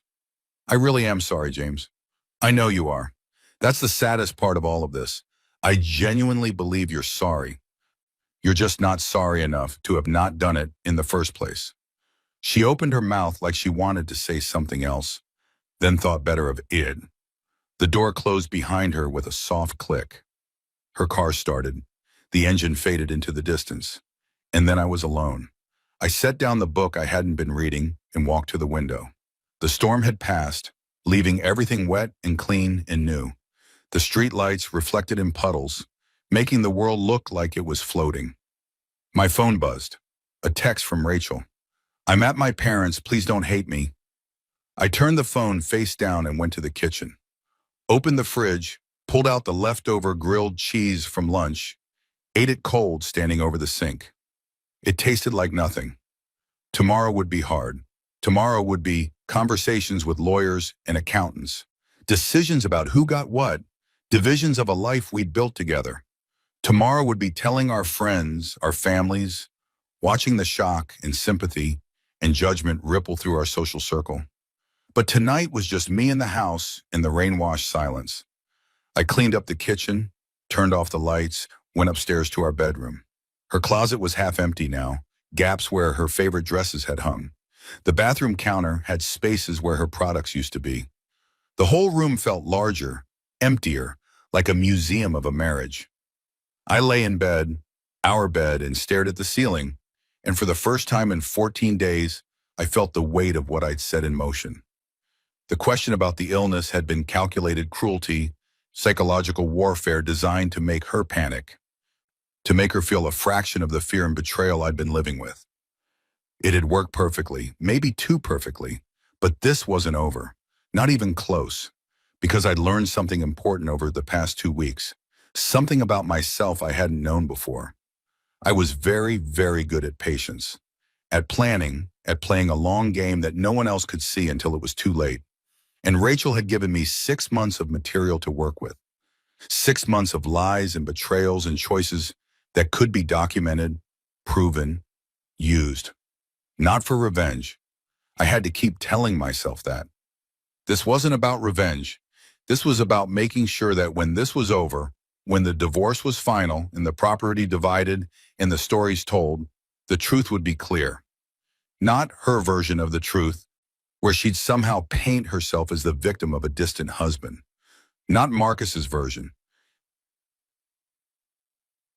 where he was just a nice guy who fell in love with someone who happened to be married. The actual truth, clean and sharp and undeniable. I closed my eyes and thought about the folder, about the evidence I'd gathered, about the pieces I'd carefully arranged. But there was more, so much more that she didn't know yet. Information I'd uncovered that would change everything. My phone buzzed again, another text from Rachel, then another. I could imagine what they said. More apologies, more explanations, more attempts to manage the narrative. I didn't look. Not tonight. Tonight was for sleeping in a bed that felt too big, in a house that felt too quiet, in a life that would never be the same. Tomorrow we'd start the next phase. Tomorrow, she'd learn what that question about the illness really meant. Tomorrow, the truth would continue its slow, inevitable march into the light.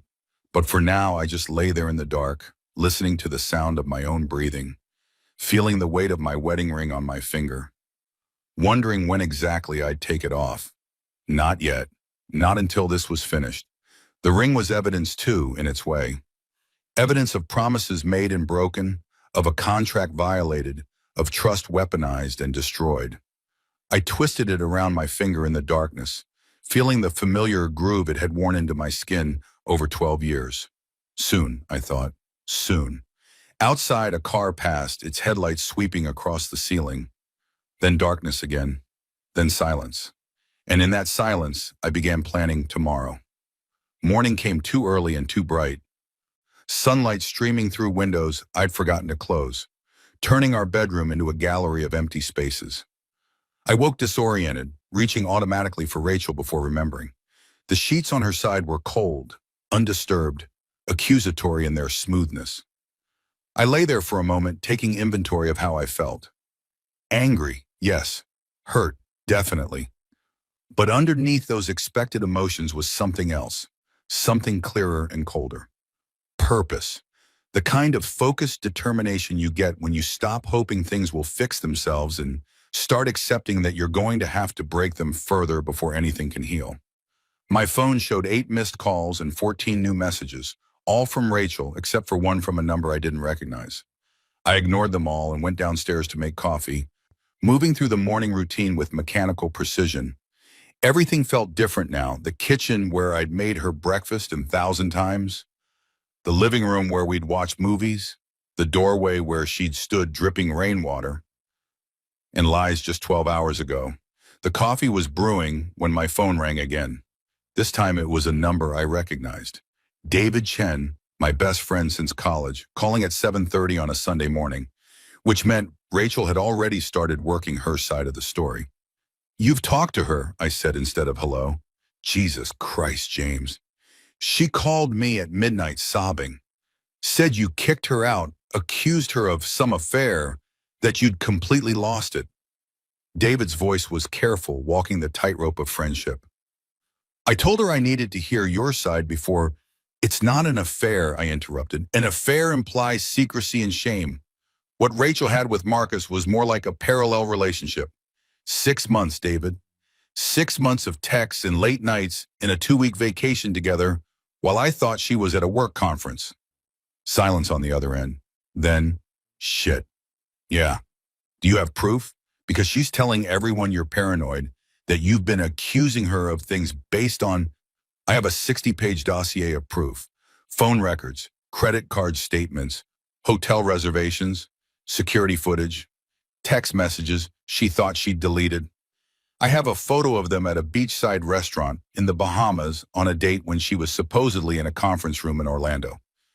I have receipts for romantic dinners charged to our joint account that she told me were client meetings. I poured coffee, watched it steam. I have enough proof to convince a jury, David. I definitely have enough to convince our friends. Another pause. What do you need? And that's why David had been my best friend for 15 years. No judgment, no wasted sympathy, just straight to the practical question. I need you to not take sides publicly yet. Let her tell her story. Let Marcus tell his. Let them think they're controlling the narrative. Why? Because people always tell more truth when they think they're getting away with lies. And I need to know exactly what story they're selling before I show everyone the receipts. David stopped. This is really calculated, man. Are you okay? No, I said honestly, I'm not okay. My wife spent the last 6 months building a life with someone else while I was here being faithful and trusting and stupid. But I will be okay eventually. And when I am, I want to be able to look back and know I handled this the right way. Not the angry way, not the revenge way, the right way. The right way, David repeated slowly. And what way is that? The way where everyone knows exactly what happened, where she can't rewrite history or play the victim, where our friends and family understand that I didn't give up on our marriage. She did. Where if our kids ask about this someday, you don't have kids. Not yet, but we were trying. I took a sip of coffee, felt it burn. She was on fertility treatments, David. We've been trying for a year. All those doctor's appointments, all those hopes and disappointments. And the whole time, she was sleeping with Marcus. I heard him breathe out slowly. That's really dark, James. Truth usually is. We talked for a few more minutes about logistics. He'd come by later. We'd go through everything. He'd help me think through next steps. When we hung up, I felt marginally more human. One friend who knew the truth. One person who wouldn't look at me with pity or suspicion. My phone buzzed. Rachel again. Can we please talk? I know you're angry, but we need to discuss this like adults. I almost laughed. Like adults. As if she hadn't spent half a year acting like a teenager sneaking around behind her parents' back. But she was right about one thing. We did need to talk. Not for her reasons. For mine. I texted back. Come by at 2 p.m. Bring Marcus. The 3 dots appeared immediately, disappeared, appeared again. Then, why would I bring Marcus? Because this involves him, because I want everyone at the table, because I'm done with separate conversations and managed truths. 2 p.m., both of you. The dots appeared and disappeared several more times before she finally replied, okay. I spent the morning preparing. Not emotionally, there was no preparing for that, but practically. I cleared the dining room table, set out 3 chairs, laid out 3 copies of the folder I'd assembled. Made it look less like our home and more like a deposition room.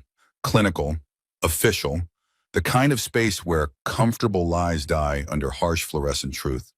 At 1:30, David arrived with sandwiches I wouldn't eat and emotional support I desperately needed. He looked through the folder while I stared out the window, and I heard him swearing softly as he turned pages.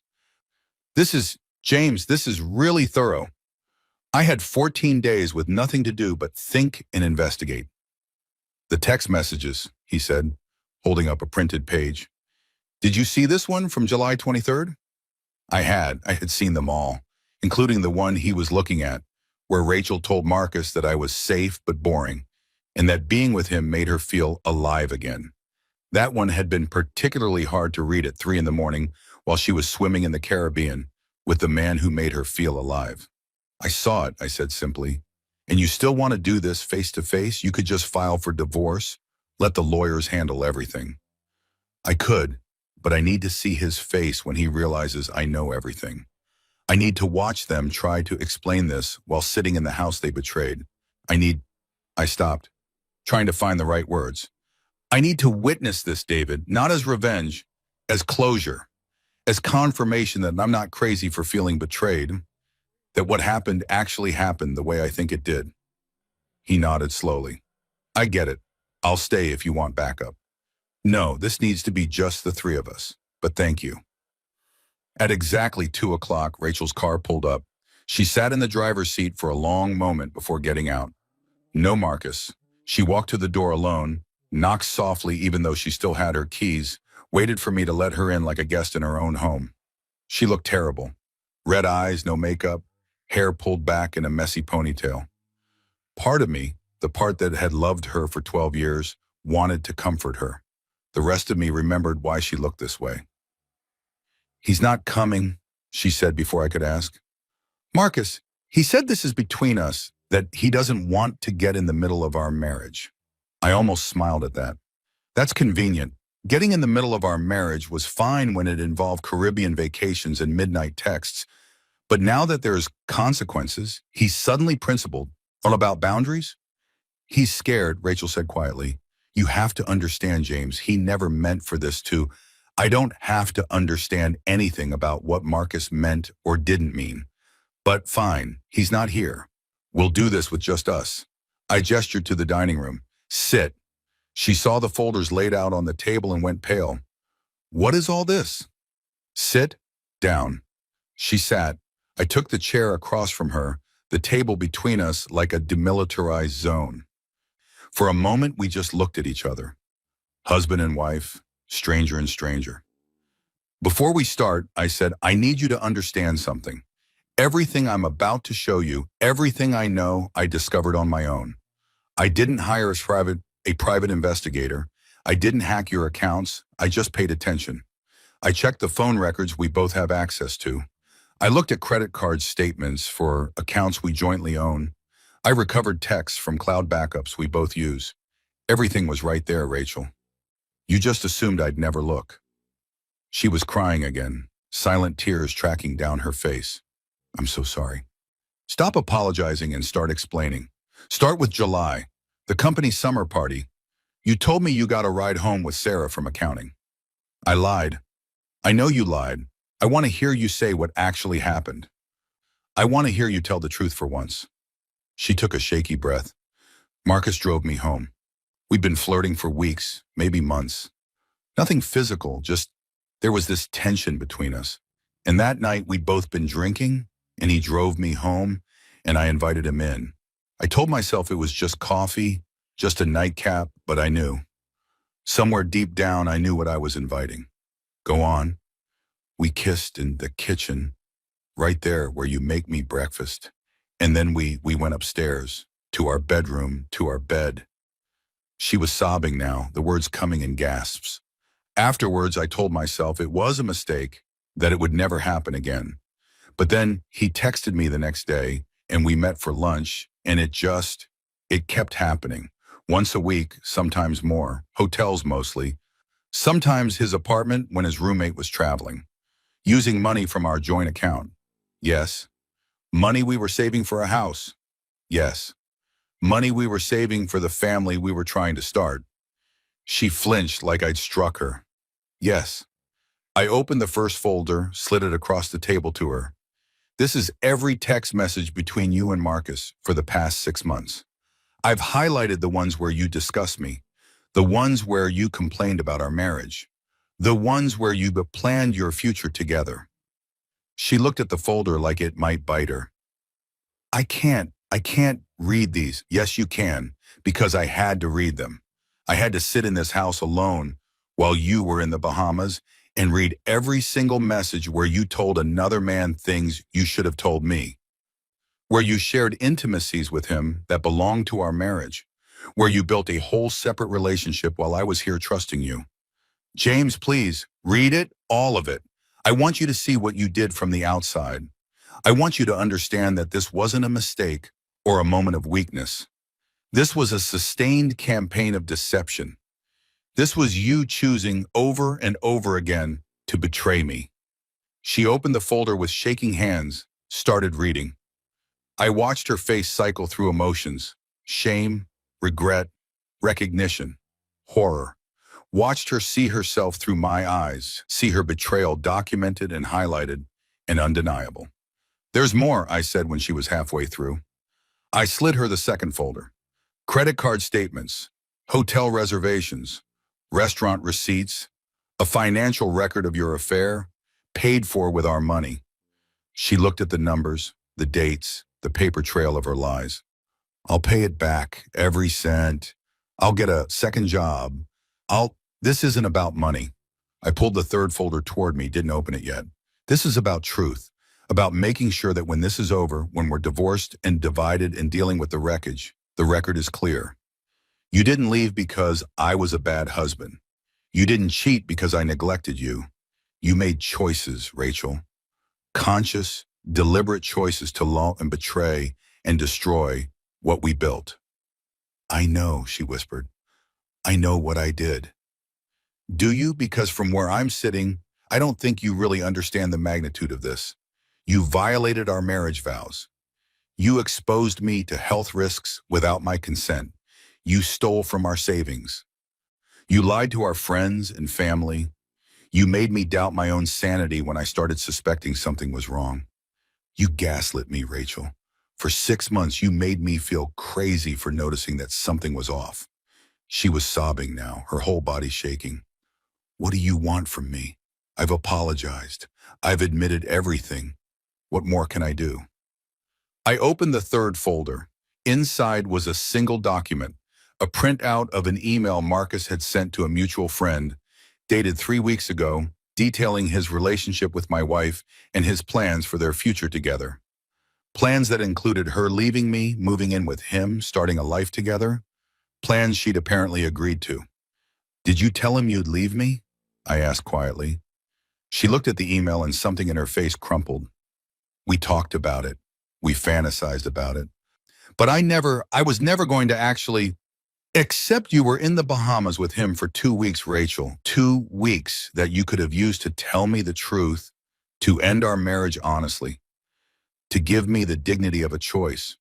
Instead, you came home, kissed me, told me you missed me, and acted like everything was normal. I was confused. I didn't know what I wanted. You knew exactly what you wanted. You wanted both. You wanted the security and history and home we'd built together, and you wanted the excitement and passion of something new. You wanted to have your cake and fuck it too. The vulgarity made her flinch, but I didn't care. The problem is that's not how life works. That's not how marriage works. You don't get to destroy something and then be surprised when it breaks. She sat there, surrounded by evidence of her betrayal, looking smaller and younger than I'd ever seen her. What happens now? I pulled out one more document from my jacket pocket, a petition for divorce that my lawyer had drawn up yesterday. I slid it across the table. You're going to sign this. It's a no-fault divorce, which is more generous than you deserve. But I'm not interested in dragging this through courts. It splits our assets 50-50, which again is more than fair given that you stole from our savings to fund your affair. It includes a statement that you acknowledge the infidelity and waive any claim to alimony or spousal support. She stared at the document. And if I don't sign, then I file for an at-fault divorce. I submit all of this evidence to the court. I subpoena Marcus, your colleagues, everyone who knew or suspected what was happening. I make this as public and painful as possible. I let a judge decide how to divide our assets, and I guarantee you it won't be 50-50. I lean forward. But more than that, Rachel, I tell everyone the truth, not your sanitized version where you were confused and made mistakes. The real truth, documented and proven. I let our friends and family see exactly who you are and what you did. That's blackmail. That's consequences. You want to move forward with Marcus? Fine. Sign the papers, and in 6 months you'll be free to do whatever you want. But you don't get to do it on my dime or with my reputation.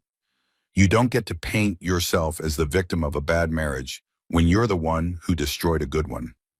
She picked up a pen with a shaking hand. I really did love you. I still do.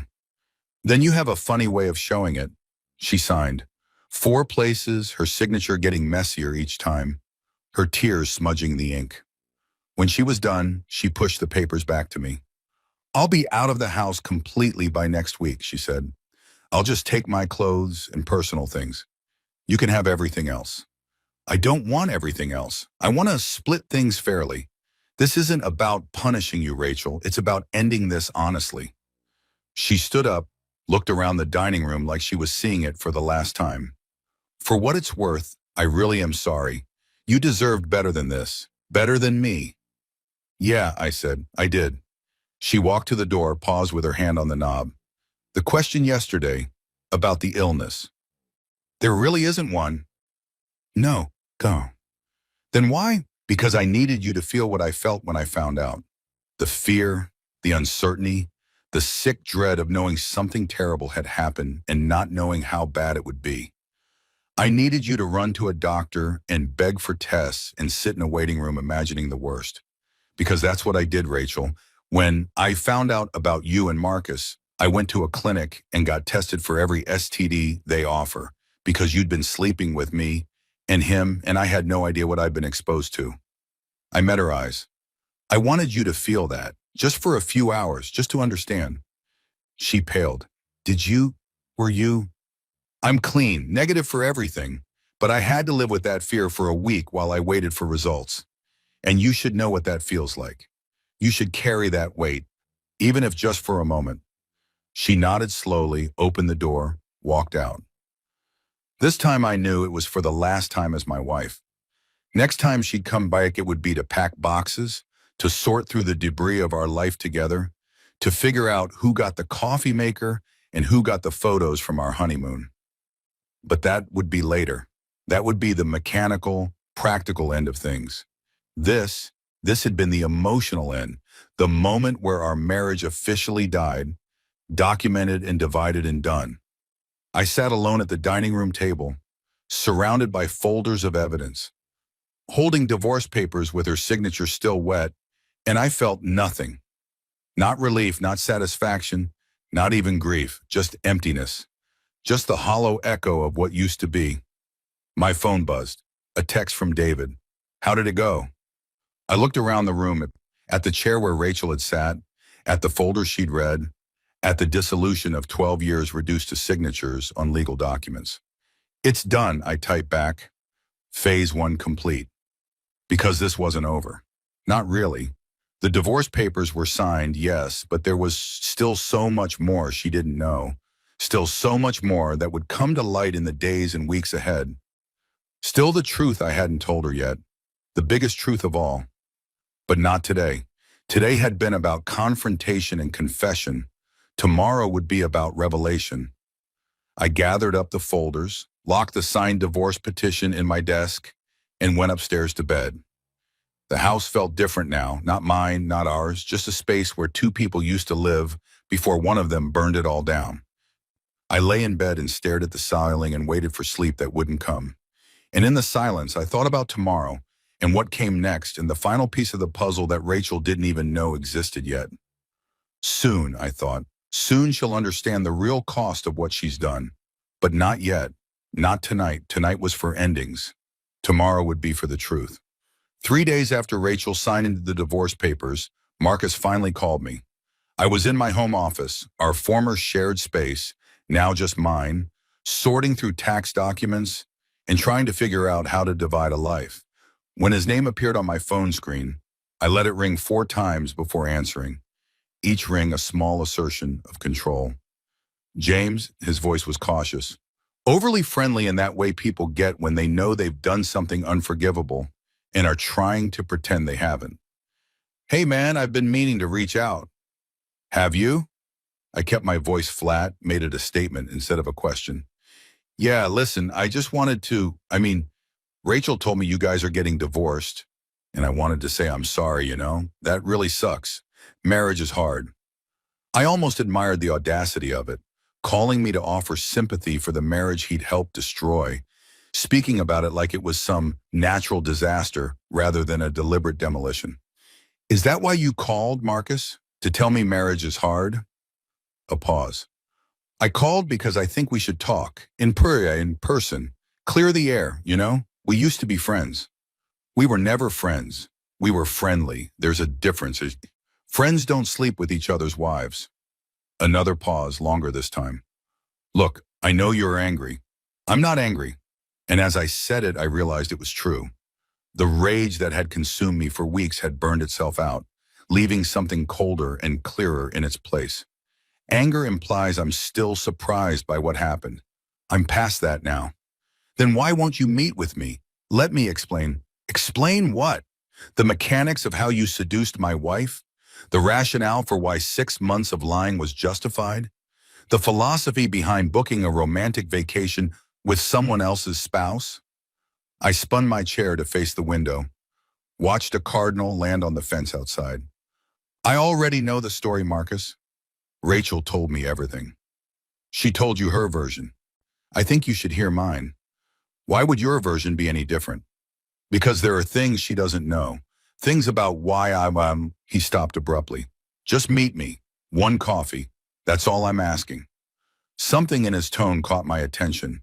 A thread of desperation, of calculation. He wanted something specific from this meeting, needed to control some aspect of the narrative that Rachel hadn't given him access to. Fine, I said. Tomorrow, Java House on Main Street, 9 a.m. Thank you. Really, James, I appreciate... I hung up before he could finish. Appreciation from the man who'd betrayed me wasn't currency I was interested in accepting. That night I lay in bed, the same bed where this had all started, where Rachel had brought her lies and her guilt and her betrayal, and thought about what Marcus might want. What information he was scared I had, or desperate to share, or hoping to learn. The call hadn't been about clearing the air or offering apologies. It had been reconnaissance, a way to gauge what I knew, what Rachel had told me, where the fault lines in their story might be. Which meant there were fault lines, which meant the story I'd heard from Rachel wasn't complete. I fell asleep thinking about what those gaps might contain. The next morning I arrived at Java House 15 minutes early, ordered black coffee I didn't drink, and took a table by the window where I could watch Marcus arrive. Control of space, control of timing, control of the performance. Small things that added up to power. He walked in at exactly 9, dressed in the expensive casual way of men who work in tech. Designer jeans, tasteful sweater. Watch that cost more than most people's monthly rent. He looked tired. Good, he should be tired. He'd spent the last 6 months juggling 2 lives, and now one of them had collapsed. James, he extended his hand as he approached. I looked at it, left it hanging there in the air between us, watched him slowly retract it. Sit down, Marcus. He sat, ordered coffee from a passing server, arranged his face into an expression of somber concern. I'm glad you agreed to meet. Let's skip the pretense. You didn't call to apologize or explain. You called because you're worried about something. So tell me what it is and we can both get on with our mornings. He blinked, the mask slipping for just a moment. I'm not worried. I just thought we should clear the air. You already said that on the phone. It wasn't convincing then either. I leaned back, crossed my arms. Rachel signed divorce papers 3 days ago. She's moving in with you next week. You won, Marcus. You got what you wanted.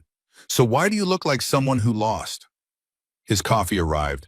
He added cream, stirred it, used the ritual to avoid answering. Finally, did Rachel tell you why it started between us? She said you'd been flirting for months, that it escalated at the summer party. That's true, but it's not. He took a breath. James, your marriage was already over when I came into the picture. I felt a flash of heat behind my eyes, the ember of anger reigniting. Our marriage was fine. Was it? Because Rachel told me she'd been unhappy for years, that you were distant, disconnected, that you'd stopped really seeing her. She said she felt invisible in her own life. And you believed her? I leaned forward. Or did you just like having permission to pursue a married woman? I believed her because it's true. He met my eyes with something that looked like genuine conviction. I'm not the villain here, James. I fell in love with someone who was already leaving you emotionally. I just gave her somewhere to go. The audacity of it took my breath away. You're rewriting history to make yourself feel better. Rachel and I had problems.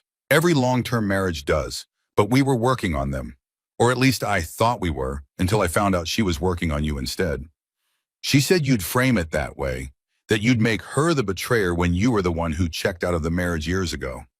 I stared at him, this man who'd shared my wife's bed and apparently her revisionist history. Is that what she told you? That I'm the reason for her affair?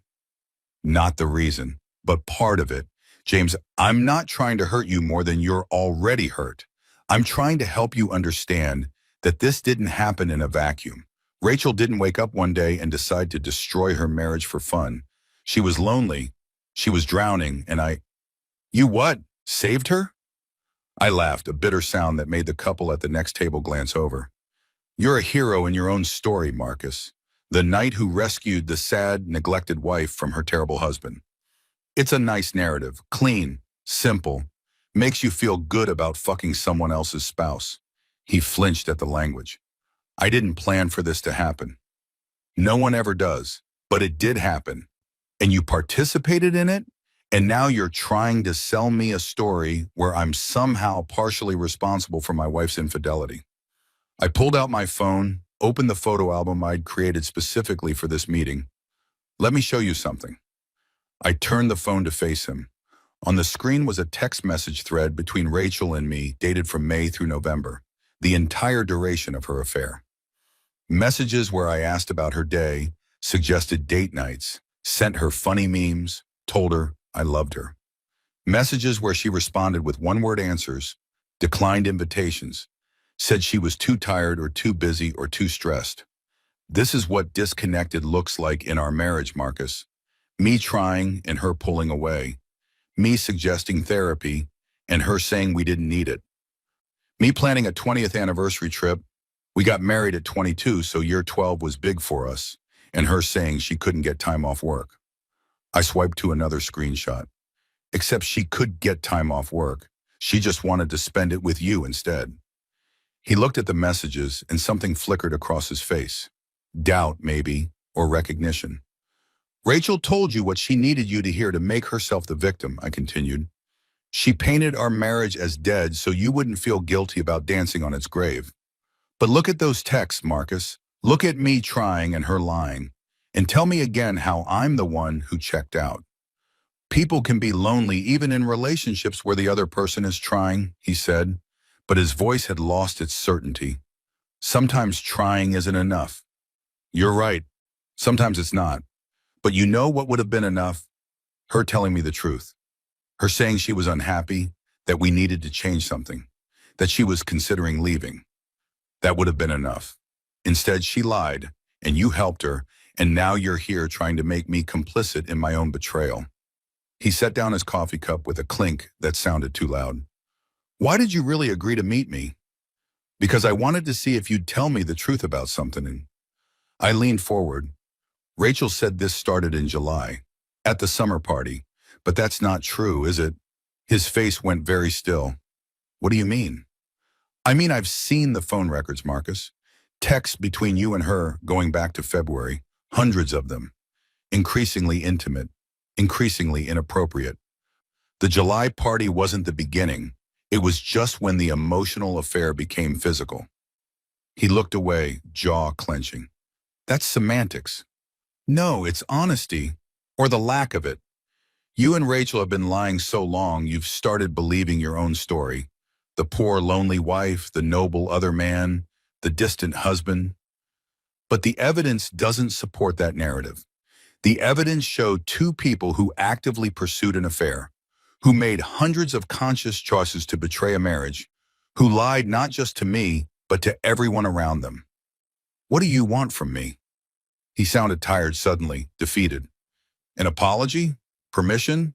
For me to admit I'm a terrible person? I want you to stop pretending you're not. I slid a folder across the table, one I'd prepared specifically for him. This is a copy of everything I showed Rachel.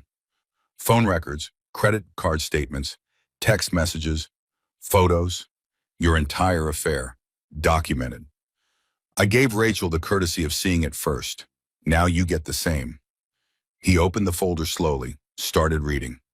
I watched the blood drain from his face as he turned pages, as he saw his relationship with my wife laid out in stark black and white, evidence he'd probably convinced himself didn't exist.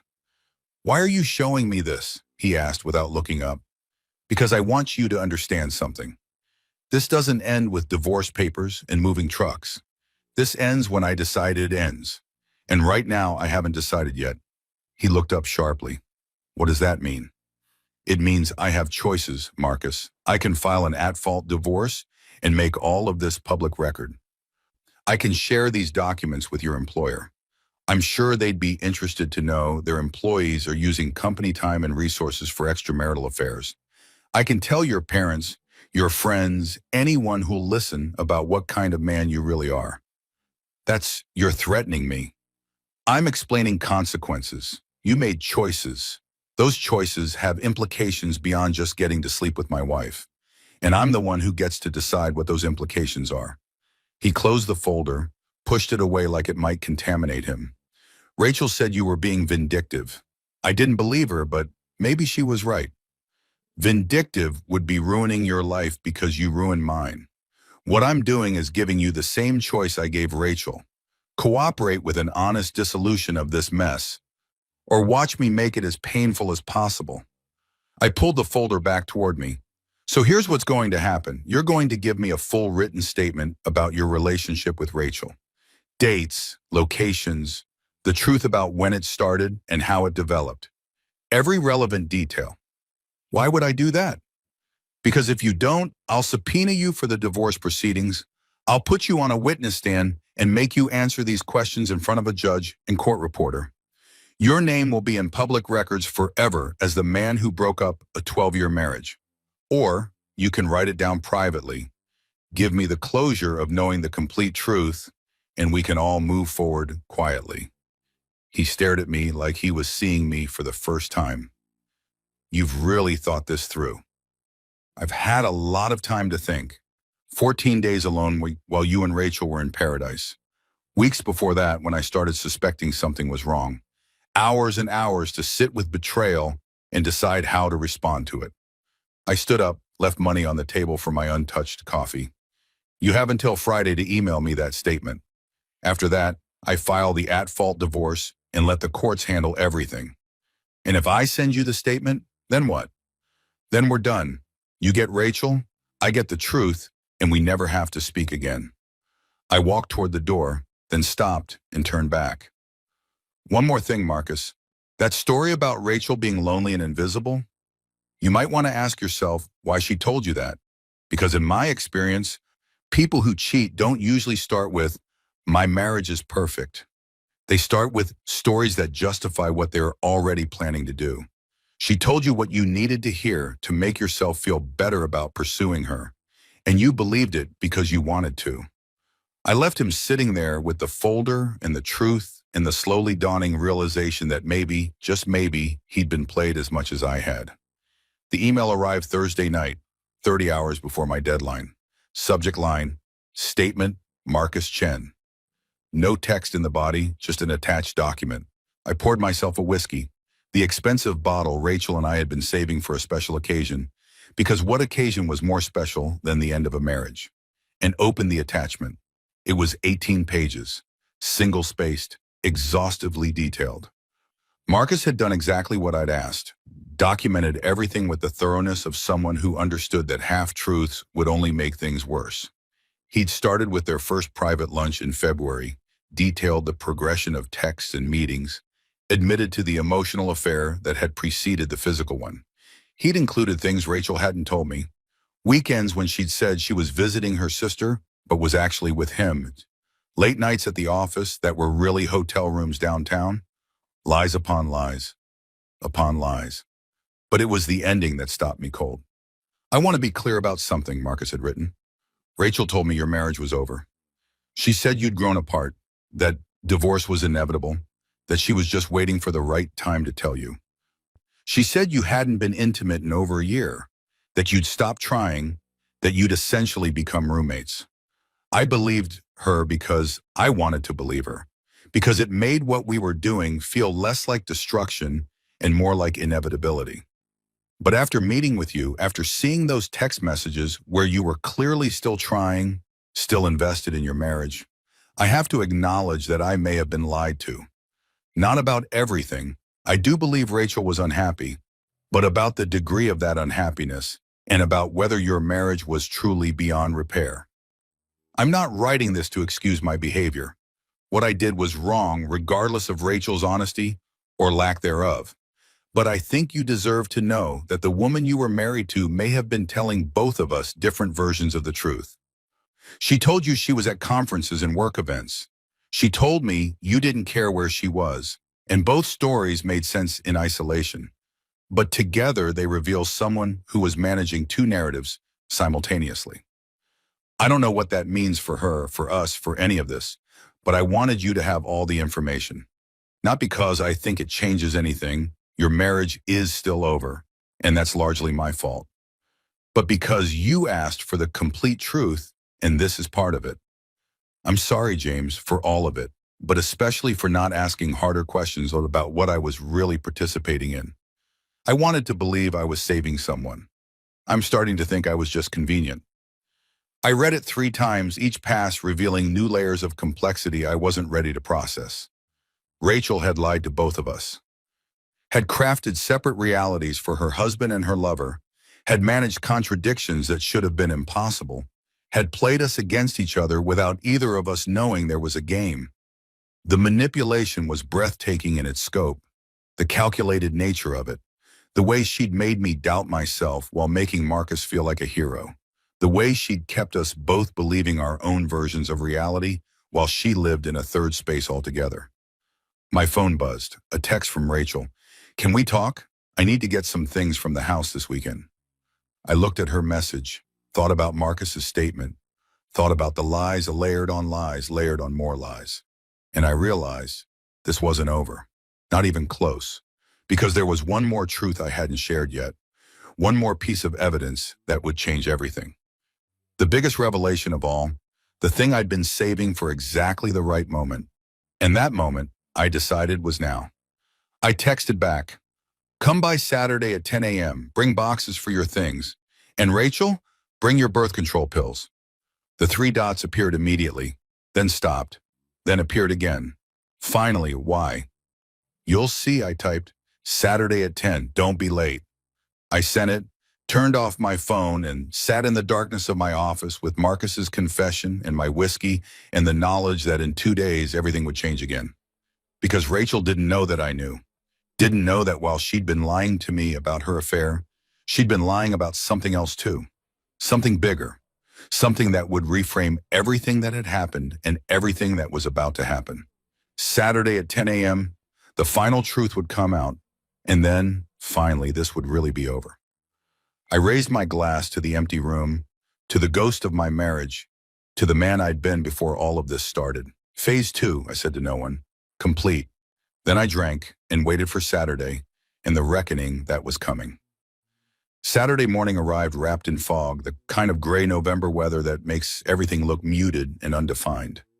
I woke at 6, made coffee I couldn't taste, and spent 4 hours preparing the house for what was coming. Not cleaning, though I did that too, but arranging, setting the stage, creating the precise environment for truth to land with maximum impact. The dining room table, scene of so many previous confrontations, held a single manila envelope. Nothing else. No folders this time, no stacks of evidence. Just one envelope sealed, waiting. At 9:50, Rachel's car pulled into the driveway. She sat there for a moment, engine running, probably gathering courage or rehearsing explanations or doing whatever it is people do when they know they're walking into something but don't know what. Finally, the engine cut off. The car door opened. She walked toward the house carrying a single empty bus like she was hoping this would be quick. I opened the door before she could knock. James? She looked better than she had at our last meeting. Hair styled, makeup applied, wearing clothes that fit properly instead of the grief-stricken casualness of before. She looked like someone who'd started to move on. Thank you for letting me come by. You still have keys. You don't need permission to enter your own house. I stepped aside to let her pass. Though I suppose it's not really yours anymore, is it? She flinched but said nothing, just walked past me into the living room and set down her box. I'll try to be quick. I know this is hard for both of us. Is it hard for both of us? I gestured toward the dining room. Come sit down first, before you start packing. James, I really just want to get my things and... Sit down, Rachel. The steel in my voice made her obey. We walked to the dining room together, this house we'd shared becoming a museum of our ending. She saw the envelope on the table, looked at it with obvious wariness. What's that? That's why I asked you to bring your birth control pills. Did you bring them? She pulled a small pharmacy bag from her purse, set it on the table next to the envelope. I don't understand what this is about. I sat down across from her, the table between us for what I knew would be the last time. How long have you been taking those pills, Rachel? What? Why does that matter? Humor me. How long? She frowned, calculating. 5 years? Maybe 6? Since we decided to start trying for kids and my doctor recommended I regulate my cycle first. And you've been taking them consistently? Of course. Every day, same time. You know that you're the one who's been asking me about getting pregnant for the past year.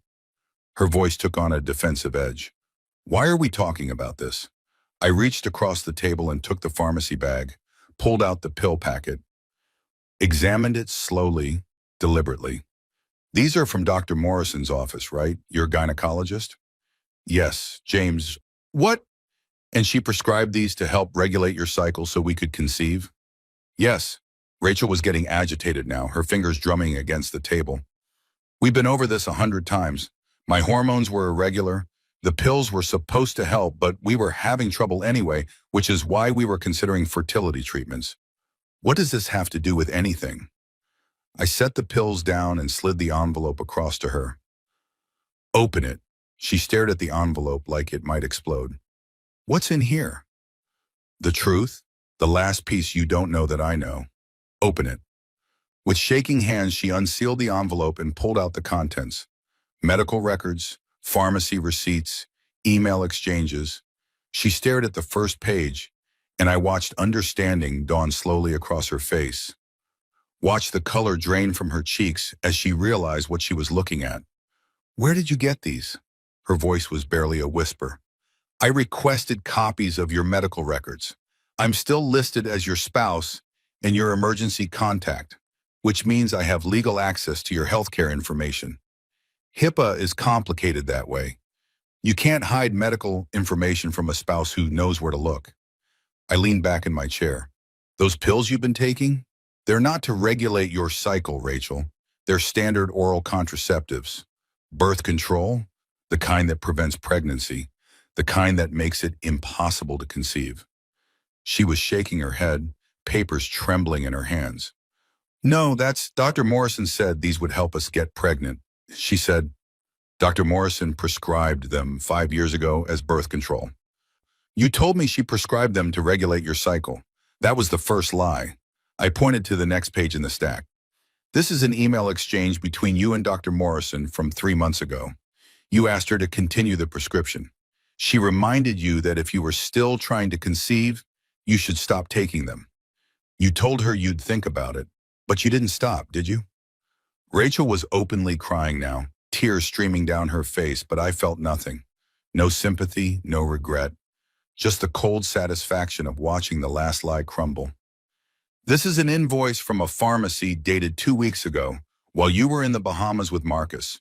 You had your prescription refilled and shipped to his apartment. Not ours, his. Because you didn't want me to see it. To ask questions about why you were still taking pills that were supposed to help us get pregnant, but were actually preventing it. James, please. For a year, Rachel, for an entire year, I thought we were trying to have a baby. I went to fertility appointments. I changed my diet, stopped drinking, took vitamins, did everything the doctor suggested to improve our chances. I held you while you cried about negative pregnancy tests. I reassured you that it would happen, that we just needed to be patient. And the entire fucking time, you were taking pills specifically designed to make sure it never happened. She was sobbing now, her whole body shaking. I was gonna stop. I was planning to stop. You just what? Needed to make sure you didn't accidentally get pregnant by your husband while you were sleeping with someone else? The words came out like acid. Or were you hoping to get pregnant by Marcus and pass it off as mine? Is that what the Bahamas trip was about? A 2-week window to conceive with him while I was here taking fertility supplements like an idiot? No, God, no, James, it wasn't like that.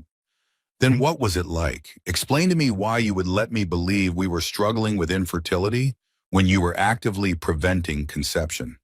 Explain why you would put me through the emotional torture of thinking I might be the problem, that maybe we'd never have the family we both said we wanted. Explain why you would lie about something so fundamental, so intimate, so... I had to stop, had to breathe, had to resist the urge to scream. Explain it to me, Rachel. She was gulping air between sobs, trying to form words. I wasn't ready. I thought I was when we first started talking about it. But then when it became real, when it became something that was actually going to happen, I panicked. I realized I didn't want a baby. Not yet. Maybe not ever. But I knew you wanted one, and I didn't know how to tell you that I'd changed my mind. So instead of talking to me, instead of having an honest conversation about our future, you just lied. You let me think we had fertility problems. You went to doctor's appointments and nodded along while they discussed treatments, all while taking pills that made those treatments impossible. I know how it sounds. It sounds like you're a liar, Rachel. Not just about the affair, not just about Marcus, but about everything. Our entire marriage, our plans, our future, all of it was built on lies you told because you were too much of a coward to be honest about what you actually wanted. She wiped her face with shaking hands, leaving mascara streaks across her cheeks. What do you want me to say? I'm sorry, I've said that. I've apologized for everything. I want you to tell me the truth. For once, the actual, complete truth. I leaned forward. Did you ever want children with me? The silence stretched between us like a chasm. I don't know, she finally whispered. I thought I did. When we got married, when we were young and everything felt possible? Yes, I wanted kids. I wanted the whole thing. Spam my orange too. House, family, white picket fence.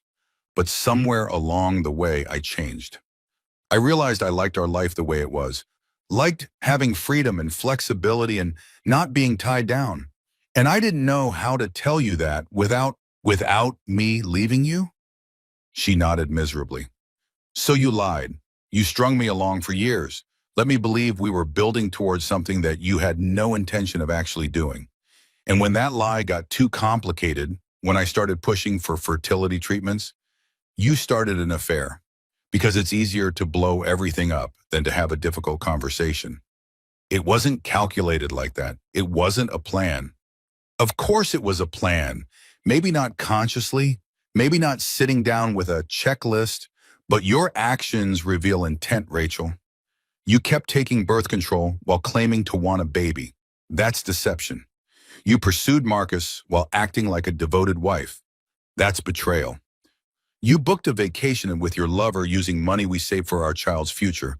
That's theft. Every single choice you made was designed to serve your desires while hiding them from me. I pulled another document from the envelope, one I'd been saving for this exact moment. This is a text message exchange between you and your sister from last April. You told her you weren't sure you wanted kids anymore. She asked if you'd talk to me about it. You said no, that you'd deal with it later. And when she suggested you should be honest with me, you said, I read directly from the screenshot. You said James would freak out. He's wanted kids since before we got married. It's easier to just keep pretending and figure it out eventually. Rachel stared at the message like she was seeing a ghost. You hacked my phone? I recovered deleted messages from our shared cloud backup, which you would know if you'd bothered to read the privacy settings. But that's not the point. The point is that you knew for at least 6 months, probably longer, that you didn't want what I wanted.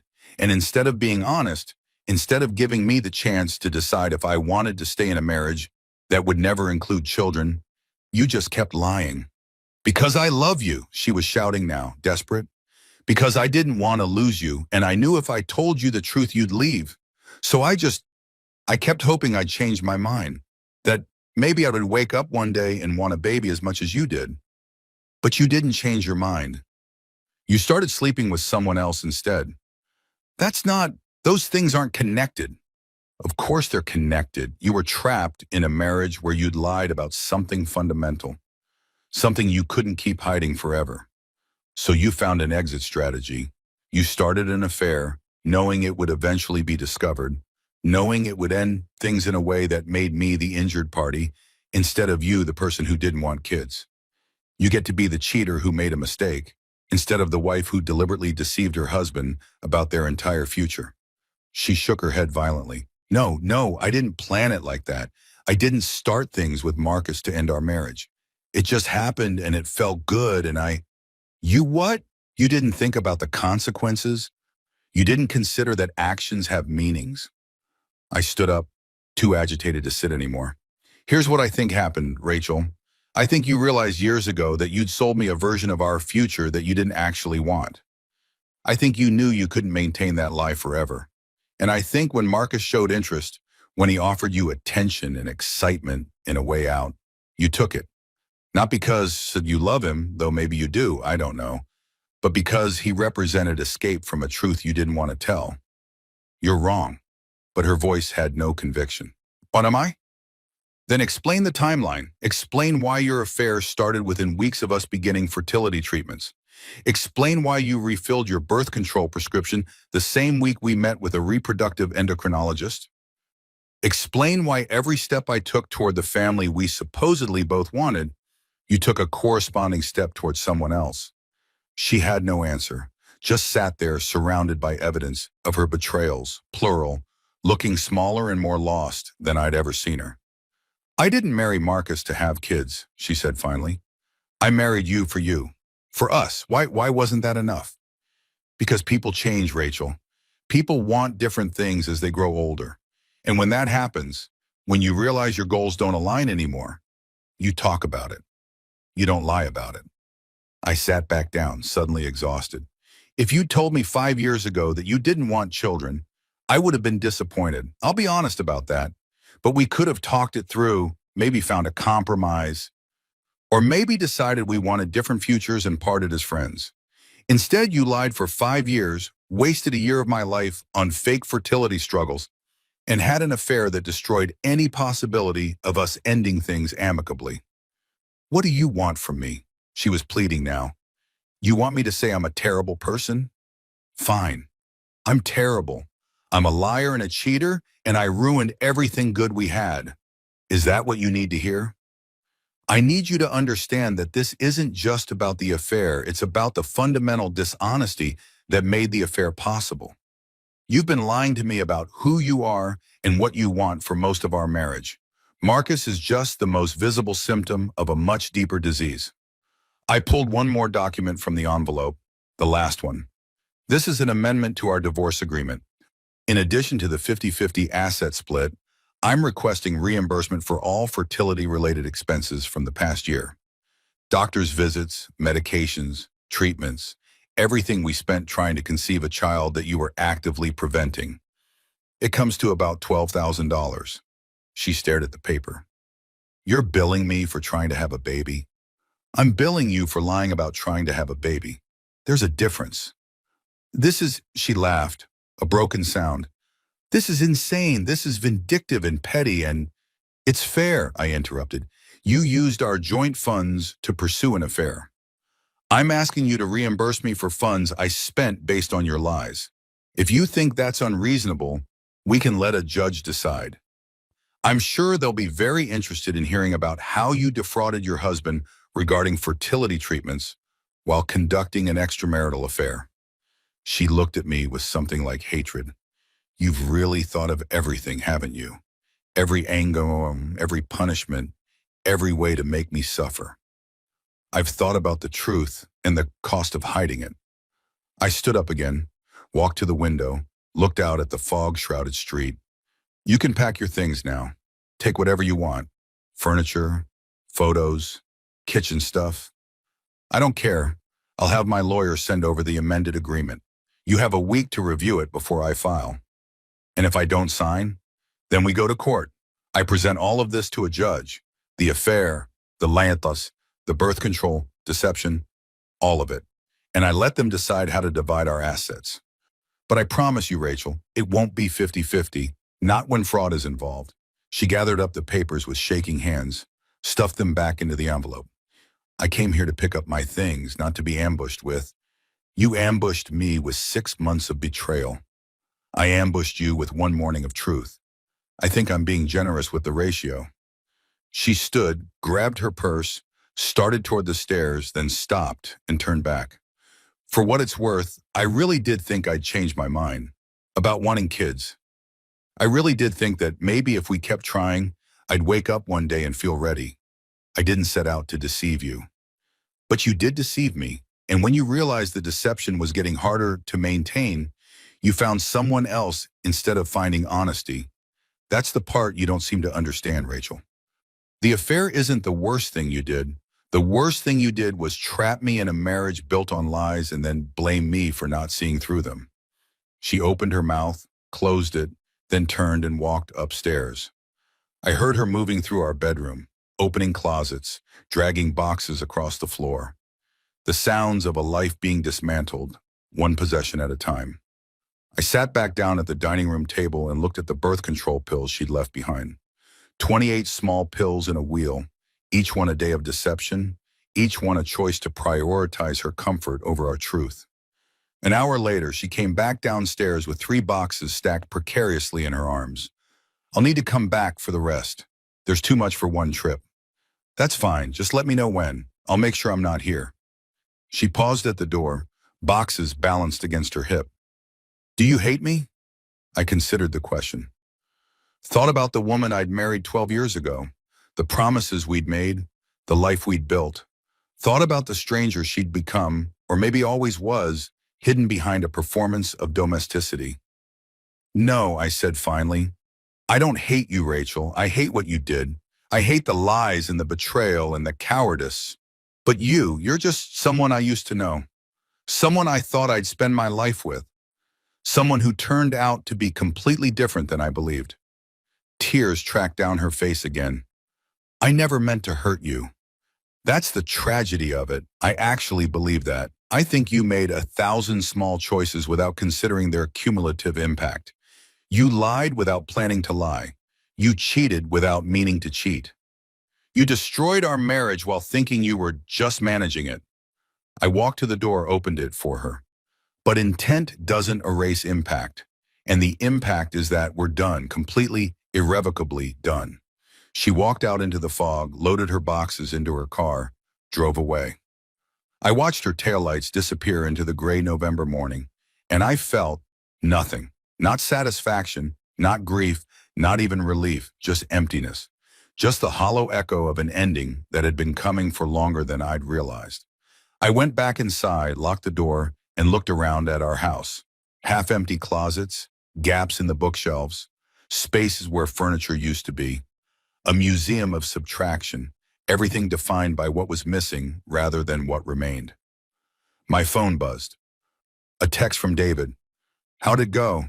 I looked at the birth control pills still sitting on the dining room table, at the empty envelope, at the evidence of the last great lie. It went, I typed back, phase 3 complete. Because there was still one more phase, one more revelation, one more truth that needed to come to light before this could really, truly be over. But not today. Today was for sitting in the silence of an empty house, for processing the magnitude of deception, for beginning the long, slow work of figuring out who I was when I wasn't someone's husband anymore. Tomorrow I would start the final phase.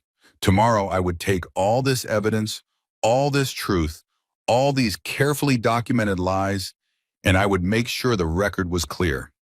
Not for revenge, though I wouldn't pretend that wasn't part of it, but for clarity, for the future. For anyone who asked what happened to James and Rachel's marriage, so they'd know the real story instead of the sanitized version she'd inevitably tell. But for now, I just sat in the dining room of my half-empty house, in the fog-wrapped silence of a Saturday morning, and I let myself feel the full weight of what I'd lost and what I'd learned. The woman I'd loved had never really existed. The marriage I'd believed in had been built on lies. The future I'd planned would never happen. But at least now I knew. At least now the truth was out, sharp and clean and undeniable. And that, I told myself, had to be worth something. It had to be. The fog lifted by afternoon, leaving everything sharp-edged and too bright. I spent the rest of Saturday doing the mindless work of reorganization, moving furniture to fill the gaps Rachel had left, rearranging books on shelves, trying to make the house look less like a crime scene and more like a home that belonged to one person instead of two. Around 3, my phone started buzzing. Text messages, rapid fire, from numbers both familiar and forgotten. From Sarah, Rachel's coworker. "Hey James, I just heard. I'm so sorry. If you need anything." From Mike, my college roommate hadn't talked to in months. "Dude, what the hell? Rachel said you guys are splitting up?" From Rachel's mother, "James, honey, Rachel told us what's been happening. We need to talk." I stared at the messages, watched them multiply, 5, 7, 10, and realized what was happening. Rachel was telling people, spinning her narrative, getting ahead of the truth, shaping the story before I could. I opened Rachel's mother's text thread and typed, "Happy to talk. When works for you?" The response came immediately. "Can you come for dinner tomorrow, 5 p.m.? I'll be there." I spent the rest of the evening watching my phone light up with concerned messages, sympathetic emojis, offers of support that felt hollow because nobody actually knew what they were supporting me through. They knew Rachel's version, whatever sanitized story she'd crafted about our marriage falling apart, about mutual incompatibility, about nobody being at fault. Nobody knew about Marcus, about the Bahamas, about 6 months of calculated deception, about birth control pills disguised as fertility treatments. Nobody knew the truth except me, Marcus, Rachel, and David. And tomorrow, I would start changing that. Sunday evening, I arrived at Rachel's parents' house at exactly 5 o'clock. The Tudor-style home in the suburbs where Rachel had grown up, where we'd had countless family dinners, where I'd asked her father for permission to marry her 12 years ago. I'd always felt welcome here, had thought of Richard and Patricia as second parents, had imagined our future children running through this same backyard. Now it just felt like enemy territory. Patricia answered the door with a tight smile and arms that wanted to hug but held back. "James, thank you for coming." "Of course." I stepped inside, smelled pot roast and disappointment. "Thanks for having me." Richard appeared from the living room, looking older than I remembered. His face creased with the particular exhaustion of parents watching their child's marriage collapse. "James, come in, sit down. Can I get you a drink?" "Water's fine." We settled in the living room, me on the couch, them in matching armchairs, the coffee table between us like a negotiation table. The silence stretched uncomfortably until Patricia finally spoke. "Rachel told us you're filing for divorce." "That's correct." She said. Patricia glanced at her husband, drew strength from him. "She said you've been having problems for a while, that you'd grown apart, that you both decided it was best to end things before they got worse." I nodded slowly. "Is that what she said?" "Yes, and we want you to know, James, that we don't blame you. These things happen. Sometimes people change. Sometimes marriages don't work out. And Patricia," I set down the water glass I hadn't drunk from. "I appreciate what you're trying to do, but that's not what happened." She blinked. "I'm sorry?"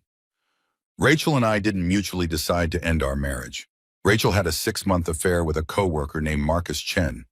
When I discovered it and confronted her with evidence, she signed divorce papers. That's what happened." The silence that followed was absolute. Patricia's face went white. Richard's jaw clenched so hard I could hear his teeth grind. "That's not," Patricia started. Rachel said there was no one else. She said you were both just unhappy.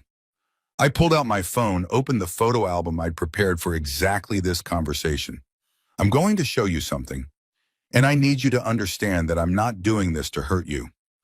I'm doing it because you deserve to know the truth. I handed Patricia the phone. On the screen was the photo Marcus had accidentally sent. Rachel and him at the beachside restaurant, her hand on his arm, both of them looking like a couple. Patricia stared at it, her hand trembling. This was taken 2 weeks ago in the Bahamas, while Rachel told us she was at a work conference in Orlando. I swiped to the next photo. This is them at the resort pool, and this is a hotel room key card charged to Marcus's credit card for a 2-week stay. Patricia passed the phone to Richard with shaking hands. He looked at each photo with the methodical care of someone cataloging evidence, his face getting redder with each swipe. How long have you known? He asked finally. I found out the day she got back from the trip. I'd suspected for a few weeks before that, but the accidental photo confirmed everything. And you, what? You confronted her? She admitted it? Eventually, after I asked her one question that made her panic and run to a doctor's office, after I laid out 6 months of evidence, yes, she admitted everything. Patricia was crying now, quiet tears that spoke to deeper grief than just a failed marriage. I don't understand. Rachel's not, she wouldn't, we raised her better than this. I thought I knew her too, I said gently. Turns out we were both wrong about who she really is. Richard set down the phone like it burned him. Does Marcus work at her company? Yes, they've been colleagues for years. Friends first, then something more. I'll call her boss. This is workplace misconduct. They can't just, Richard, that's your choice, but I need you to know something else first. I took a breath. The affair isn't the only thing Rachel lied about. I told them about the birth control, about the year of fake fertility struggles, the treatments I'd undergone, the emotional torture of thinking we might never have children while she was actively preventing conception. I watched Patricia's face crumple as she understood the depth of her daughter's deception. She told us you were both trying so hard, Patricia whispered. She cried on my shoulder about negative pregnancy tests. I thought she wanted a baby as much as you did. So did I. Turns out we were both part of the same performance. Richard stood up abruptly, walked to the window, stood there with his back to us. His shoulders were shaking. I need to call her. She needs to explain this. She won't be able to explain it in a way that makes sense. I've tried. I stood too, ready to leave now that the truth was out. I know this is painful. I know you love your daughter and want to believe the best of her. But you asked me here to talk, and talking means telling you the truth, even when it's ugly. Patricia stood, hugged me with desperate strength. I'm so sorry, James. I'm so sorry. If we'd known, if she'd told us, you would have told her to be honest with me. I know. But she didn't tell you because she knew what you'd say. I gently extracted myself from the hug. I should go. This is a family matter now, and I'm not family anymore. You'll always be family to us, Patricia said fiercely.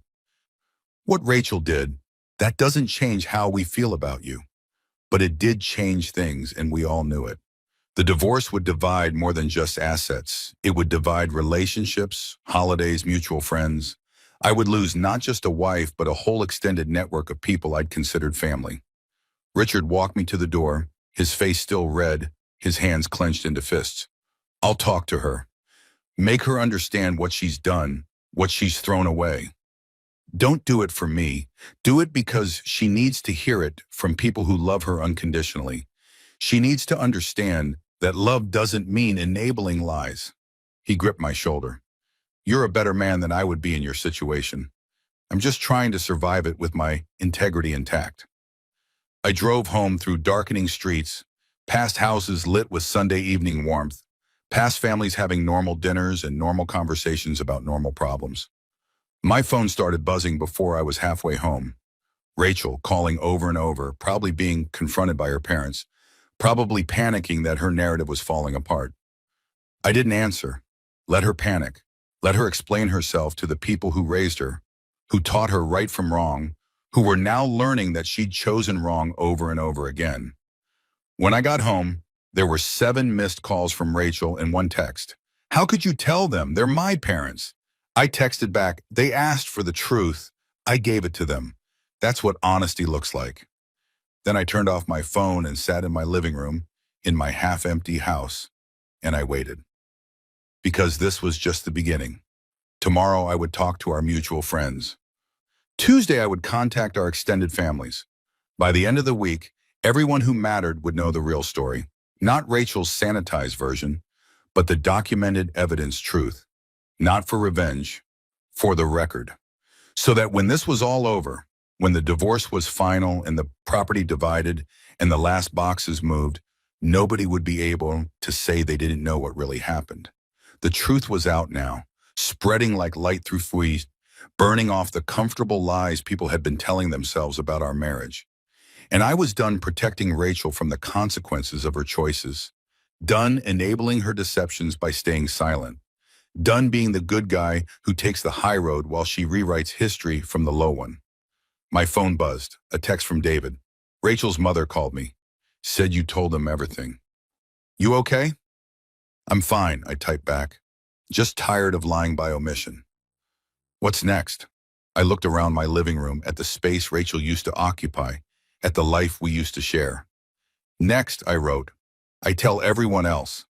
And then, finally, I could start moving forward. Monday morning, I woke to 17 missed calls and 43 text messages. Word was spreading faster than I'd anticipated, the truth moving through our social network like a virus, infecting every shared friendship and mutual acquaintance.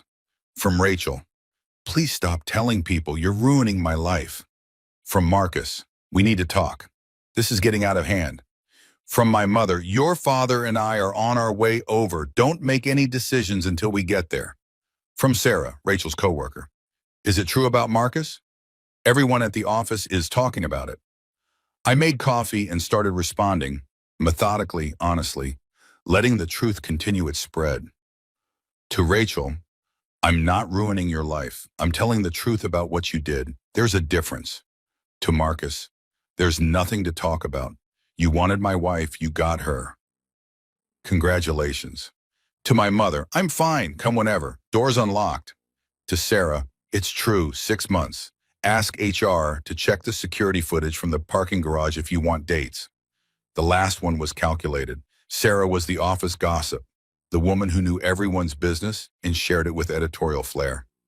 If I wanted the truth to spread through Rachel's workplace, Sarah was the vector. My parents arrived at 8, my mother sweeping in with a casserole and concern. My father with the quiet anger of a man whose son had been wronged. We sat at the kitchen table, my mother holding my hand, my father reading through the evidence folder with increasing fury, and I told them everything. That son of a bitch, my father said when I got to the part about Marcus. Give me his address. Dad, no, this isn't that kind of situation. The hell it isn't. He slept with your wife. That's exactly the kind of situation that requires legal resolution, not violence. I squeezed my mother's hand. I appreciate the sentiment, but I'm handling this the right way. My mother was crying, quiet tears that matched Patricia's from the night before. How are you so calm about this? If your father did something like this to me, I'm not calm. I'm focused. There's a difference. I pulled my hand back, wrapped it around my coffee mug instead.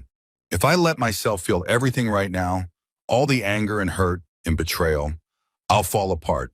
So I'm compartmentalizing, dealing with the practical aspects first, emotions later. That's not healthy, honey. Neither is staying in a marriage built on lies. I'm doing the best I can. They stayed for 2 hours, my mother reorganizing my kitchen cabinets because she needed something to do with her hands, my father making a list of lawyers I should consult and assets I should protect. Normal parent things, comforting in their mundanity. When they left, my father pulled me aside. You know we're proud of you, right? For handling this with dignity. A lot of men would have done something stupid by now. I still might, I said honestly. Ask me again in a month. He gripped my shoulder, that universal gesture of male affection, then left. I watched them drive away and felt the first real crack in my composure. Seeing their pain, their anger on my behalf, their helpless desire to fix something that was irreparably broken, it made it all more real somehow. I went back inside and checked my phone. More messages, more people finding out, expressing shock, offering support, asking questions. From Tom, our couple friend from book club. Dude, I had no idea. Rachel seemed so normal last Tuesday. From Amanda, Tom's wife. I'm so sorry, James. Do you want to come to dinner this week? From Rachel's cousin Jennifer. My mom told me what happened. I can't believe Rachel would do this. I'm so sorry. One by one, I watched our social network realign. People choosing sides, making judgments, deciding who to believe. And because I had evidence, documented, undeniable evidence, most of them were choosing me. It should have felt validating. Instead, it just felt exhausting. Around noon, my phone rang. Unknown number. I almost didn't answer, but something made me pick up. James Rothstein? A woman's voice, professional, unfamiliar. Speaking. This is Jennifer Ward from Cascade Tech. I'm the HR director. I understand you have some information relevant to an internal investigation we're conducting. My heart rate picked up. What kind of investigation? I can't discuss details over the phone, but I'd like to meet with you this week if you're available. Bring any documentation you feel comfortable sharing. This is about Rachel and Marcus. A pause. I can neither confirm nor deny that, but yes, your information would be helpful. We scheduled a meeting for Wednesday. After hanging up, I sat with the implications. Sarah had worked fast, or maybe someone else had reported it.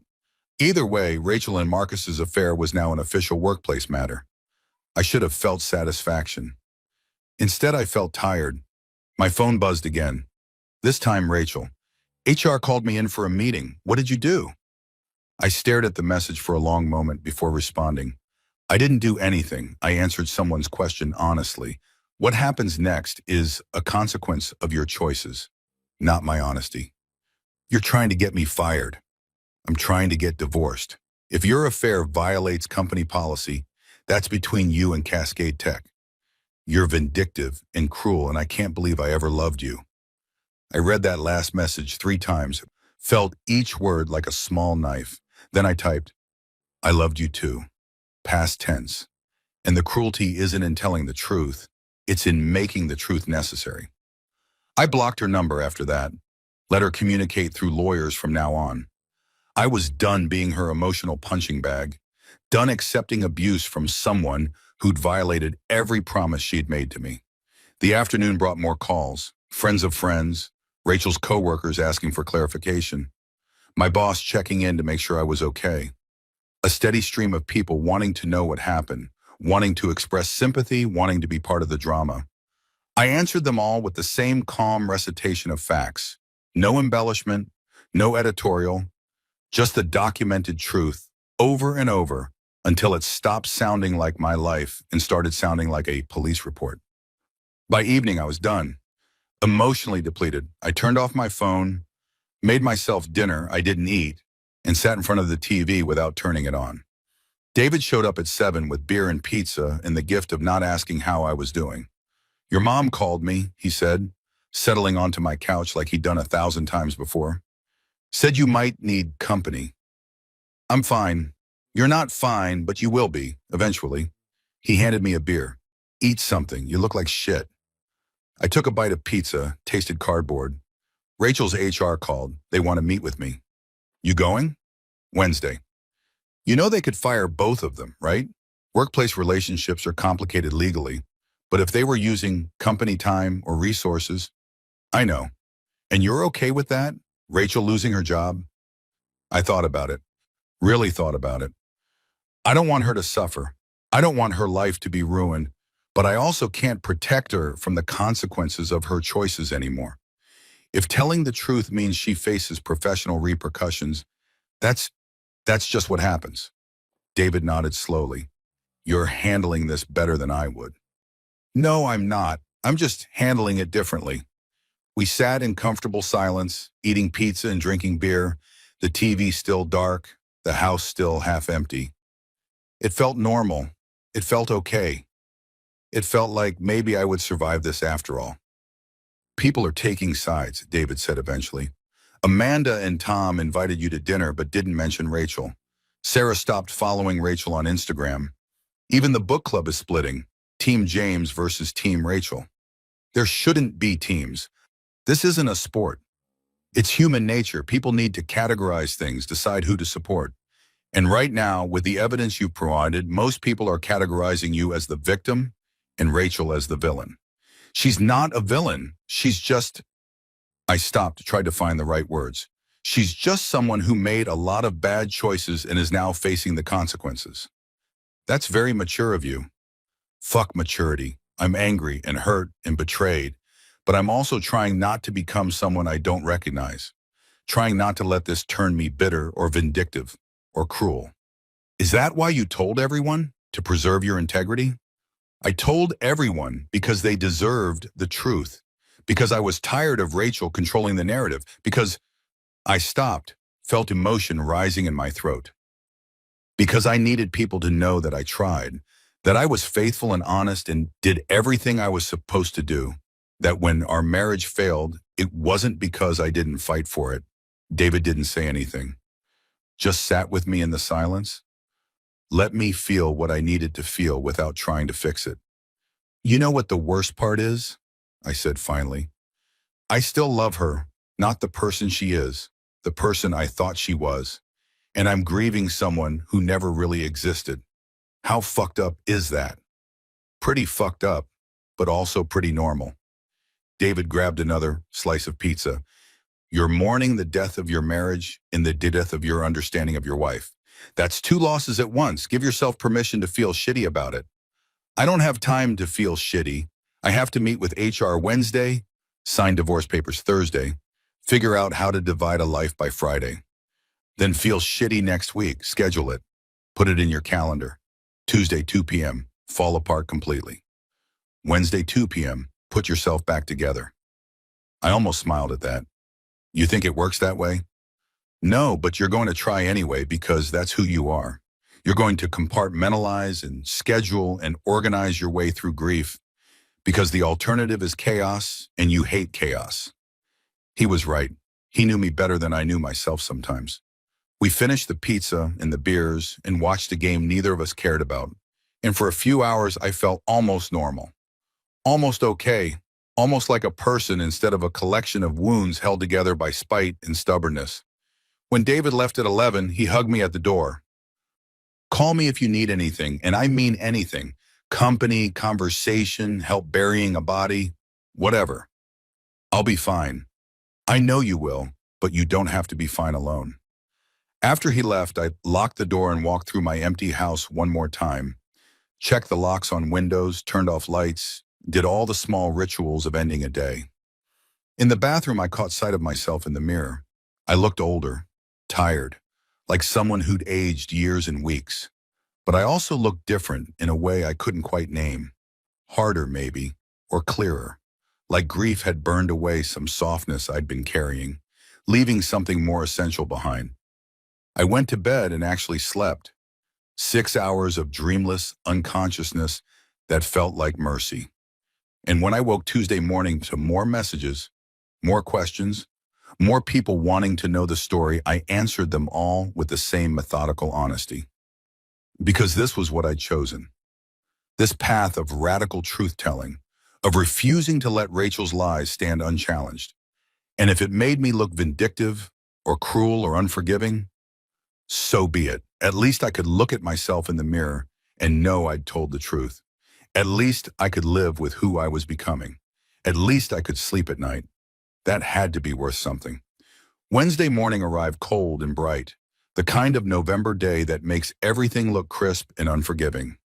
I dressed in my best suit, the charcoal one I'd worn to job interviews and funerals, occasions that required gravitas, and drove to Cascade Tech's headquarters downtown. The building was all glass and steel, aggressively modern, the kind of place that probably had a meditation room and kombucha on tap. I'd been here before, to company parties where Rachel had introduced me to colleagues whose names I forgot immediately, where Marcus had shaken my hand and smiled and looked me in the eye while planning to betray me.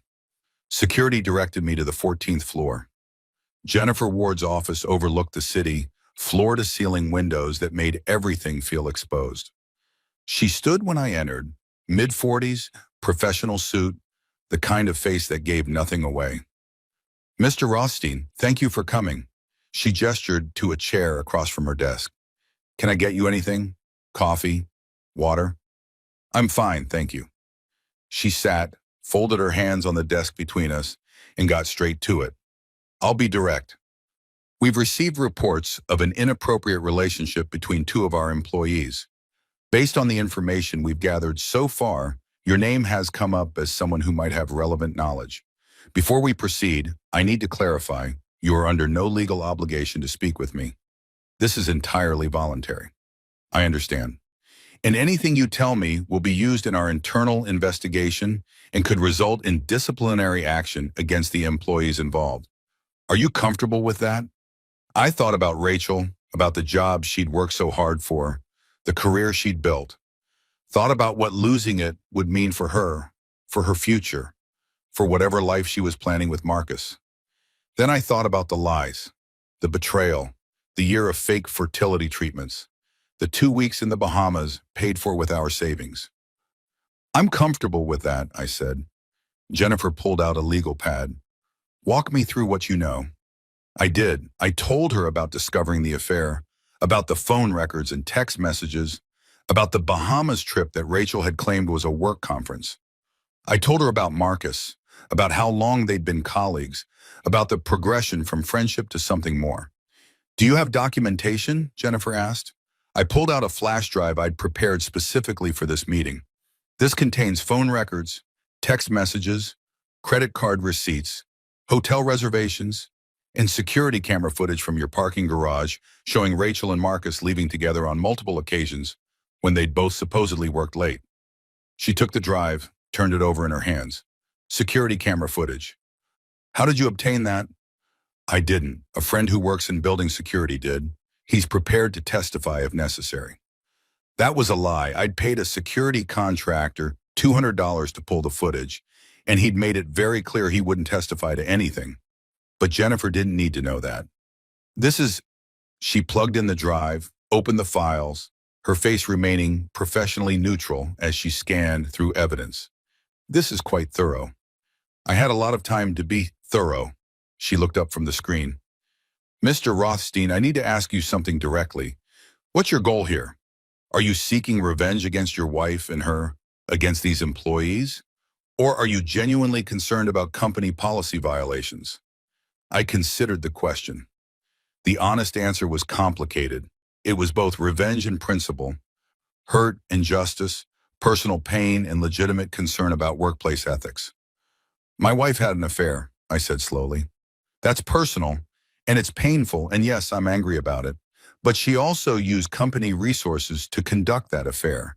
She claimed work trips that were actually vacations. She used office time for personal communications. She and Marcus created a situation where their colleagues had to cover for them, had to lie about their whereabouts, had to be complicit in something that violated your company's ethics policy." I leaned forward. "So yes, this is personal, but it's also a legitimate workplace issue, and I think your other employees deserve to work in an environment where people follow the rules, where married colleagues don't use company time and resources to conduct affairs, where professional boundaries actually mean something." Jennifer studied me for a long moment. "You're very articulate for someone in your situation." I've had time to think about how to articulate it. She turned back to her computer, clicked through more files. "This footage from the parking garage, when was this taken?" "Multiple dates from July through October. The timestamps are in the file names. And these hotel receipts, they show charges to Marcus Chen's personal credit card, but some of them are from afternoons when both employees were supposedly at client meetings." "Yes." "Did you verify with the clients whether those meetings actually happened?" "No, that felt like overstepping, but I'm sure your records show whether they billed those hours as client work." She made a note on her legal pad. "They did. We've already pulled their timesheets." Something in her tone told me Rachel and Marcus were in deeper trouble than they knew. Billing personal time as client work wasn't just an ethics violation, it was fraud. Is there anything else you can tell me that might be relevant to our investigation? I thought about the birth control deception, about the fertility treatments, about all the personal betrayals that had nothing to do with Cascade Tech's policies. No, everything else is private between Rachel and me. I appreciate your discretion. She ejected the flash drive, slid it back across the desk. Keep this. We've copied everything we need, and Mr. Rothstein, for what it's worth, I'm sorry you're going through this. Workplace affairs create victims beyond just the spouses involved. They damage team dynamics, create liability for the company, and force colleagues into uncomfortable positions. I appreciate that. We'll be conducting our investigation over the next 2 weeks. I can't tell you what the outcome will be, but I can tell you we take these matters seriously.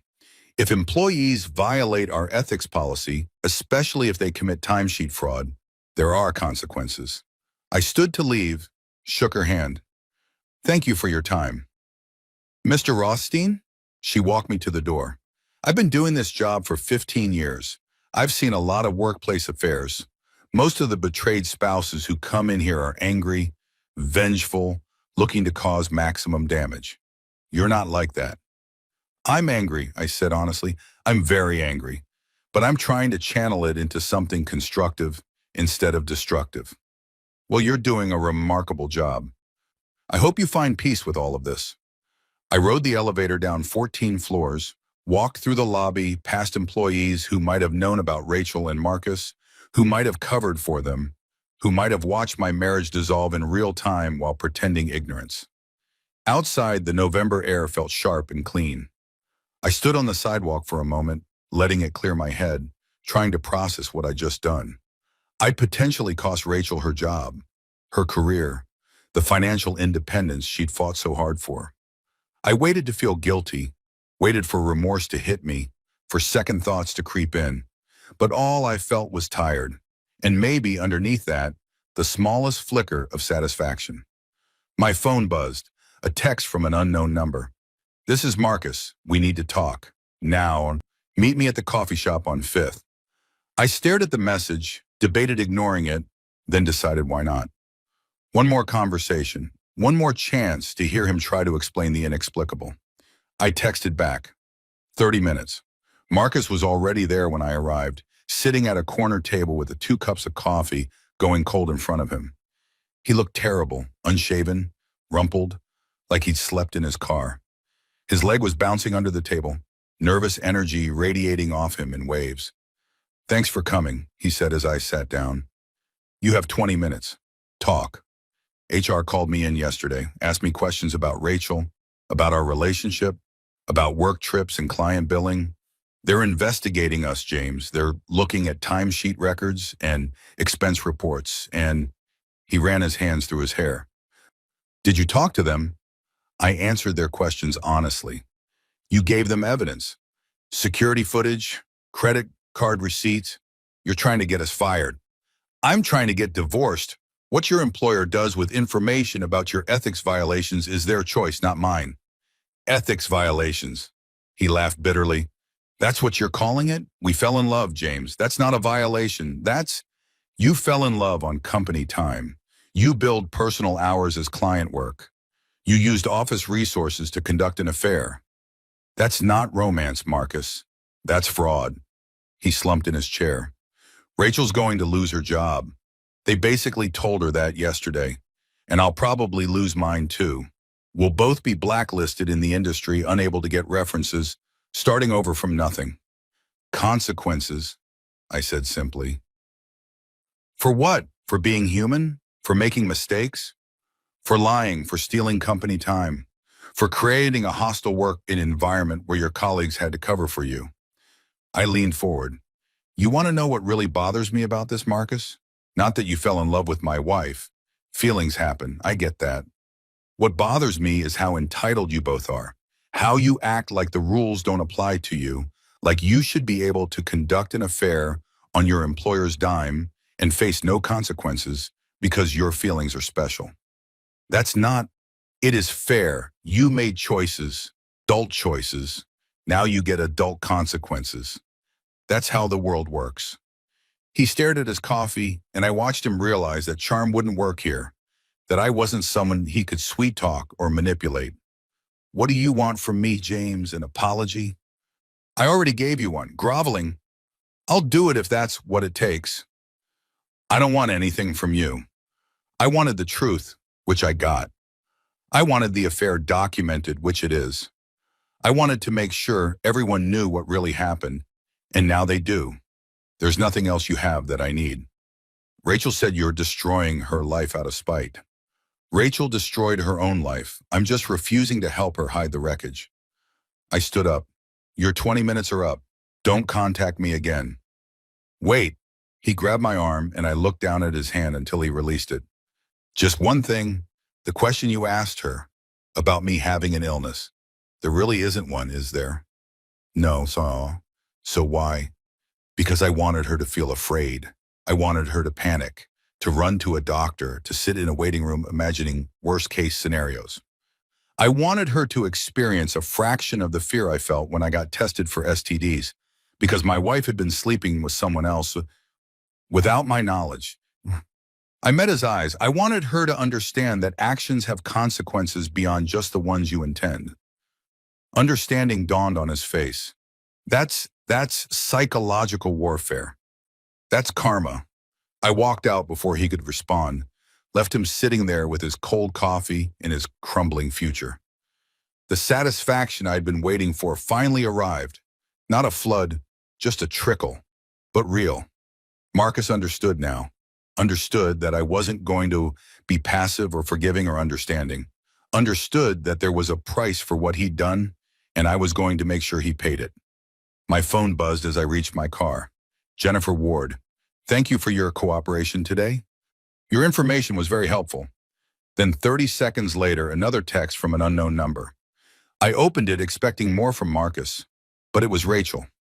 They're firing me. I hope you're happy. I hope destroying my career makes you feel better about your own failures. I read it twice, felt each word like a slap, then deleted the message without responding. She wanted a fight, wanted to make me the villain, wanted to turn her consequences into my cruelty. But I was done engaging with her narrative, done defending myself against accusations from someone who'd lost all credibility. I drove home through afternoon traffic, past coffee shops and grocery stores, and all the normal places where normal people lived, normal lives. My life didn't feel normal anymore. It felt like performance art, the dissolution of a marriage, an installation piece featuring evidence and accusations and consequences. At home, I found a box on my doorstep. No return address, just my name in Rachel's handwriting. Inside were items I'd left at her parents' house over the years. A jacket, some books, a photo album from our honeymoon. Things she no longer wanted contaminated with my presence. The photo album hurt. I flipped through it. Us at Niagara Falls, laughing in the rain, young and in love, and so stupidly certain about our future. Rachel in a sundress, me with my arm around her waist, both of us looking at the camera like we were showing the world what happiness looked like. That couple didn't exist anymore. Those people were gone, replaced by strangers who'd spent the afternoon trying to hurt each other through lawyers and HR departments and carefully deployed truths. I closed the album, put it in a drawer I wouldn't open again, and sat down at my kitchen table with the divorce papers that needed signing, the financial documents that needed reviewing, the administrative dismantling of a 12-year relationship. My phone rang. My lawyer, Sandra, calling with updates. James, hi. I have news about the divorce proceedings. Go ahead. Rachel's attorney is pushing back on the amended agreement. They're claiming the reimbursement clause for fertility treatments is punitive and not based in legal precedent. It's based on fraud. She lied about trying to conceive while actively preventing conception. I agree, and I think we can argue that successfully. But be prepared. This might go to mediation. Rachel's not going to just accept your terms without a fight. Fine, let her fight, Doans. I have evidence. I know you do. But evidence cuts both ways, James. She could argue emotional distress, could claim your behavior after discovering the affair was psychologically harmful. could paint you as vindictive. Let her try, Sandra sighed. I'm saying this as your lawyer and your friend. At some point, you need to decide if being right is worth the cost of proving it. Divorce mediation can get ugly and expensive fast. Are you prepared for that? I thought about the question she'd asked. The cost of being right. The price of truth. Yes, I said finally. I'm prepared. Okay, then we'll prepare for mediation. I'll file the motion next week. After we hung up, I sat in my kitchen and thought about what was coming. More lawyers, more meetings, more careful recitations of betrayal, more documented evidence of awesome gun, more public airing of private pain. Rachel wanted a fight, wanted to make this difficult, wanted to punish me for refusing to quietly accept her narrative. Fine, I could fight. I'd gotten good at it over the past few weeks. My phone buzzed again. David. Heard about the HR meeting. How'd it go? It went. Rachel's probably getting fired. And you feel? I tried to identify the emotion. Satisfaction, guilt, relief.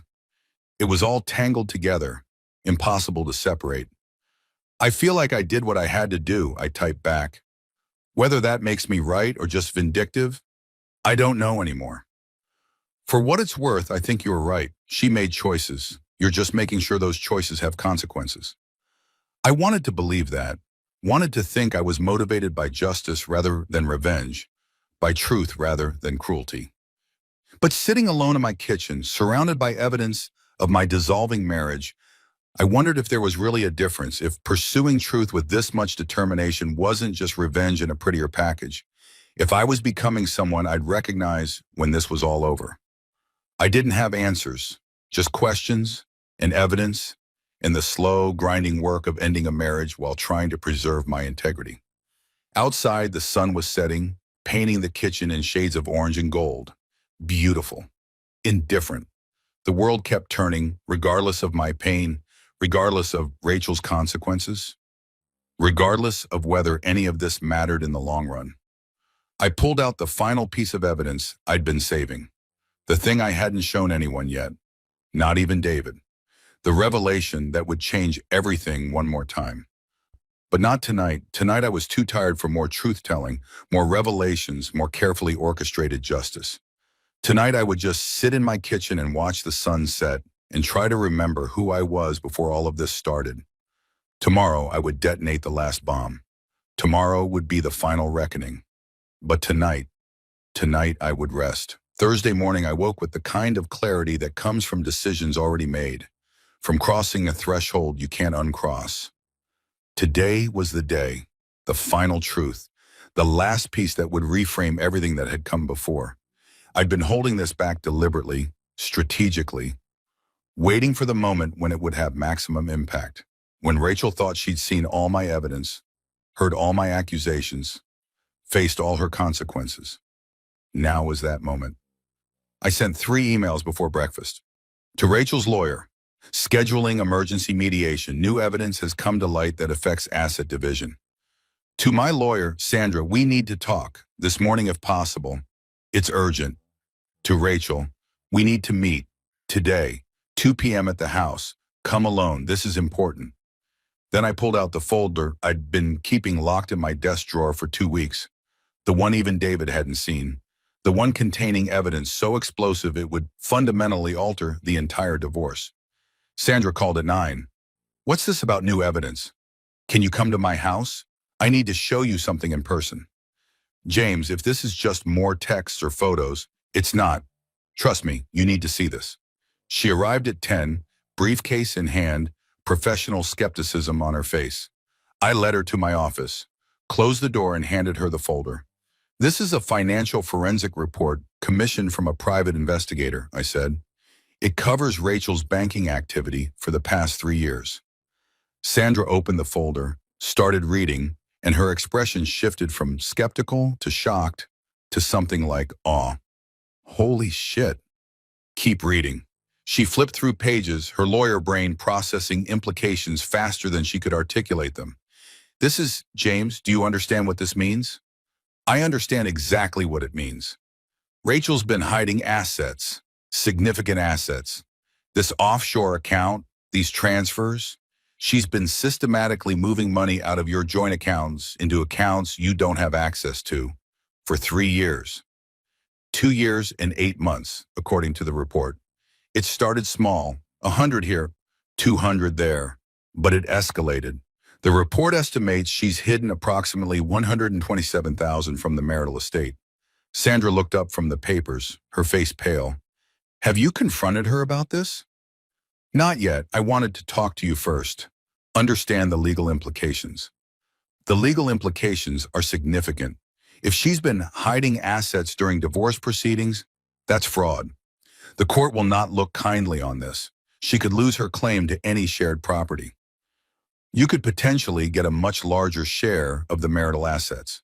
She flipped to another page. Wait, this offshore account, when was it opened? 4 years ago, before the affair started. So she's been planning an exit strategy for 4 years? Apparently.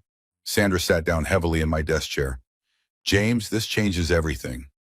The story about the affair, about Marcus, about her being swept up in emotion.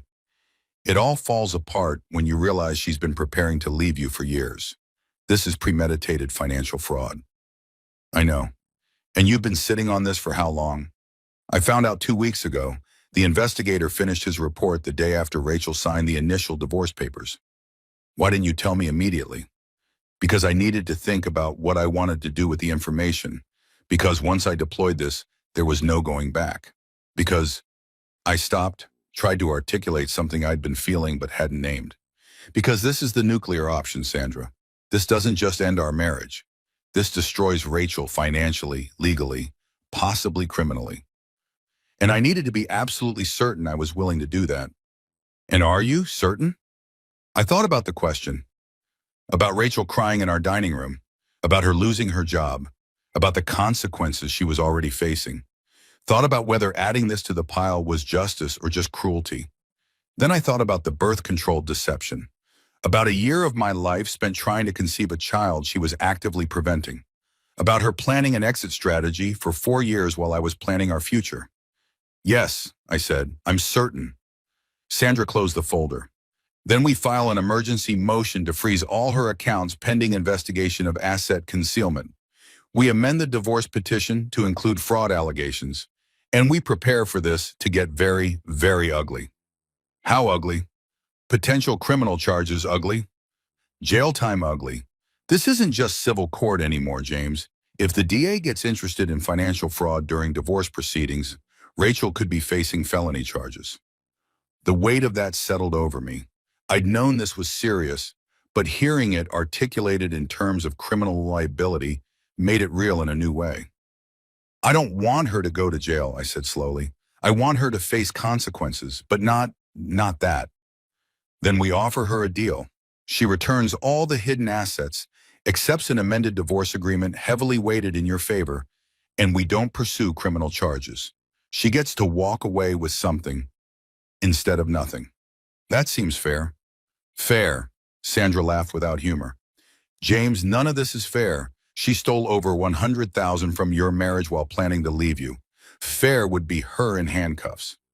What you're proposing is mercy. Maybe.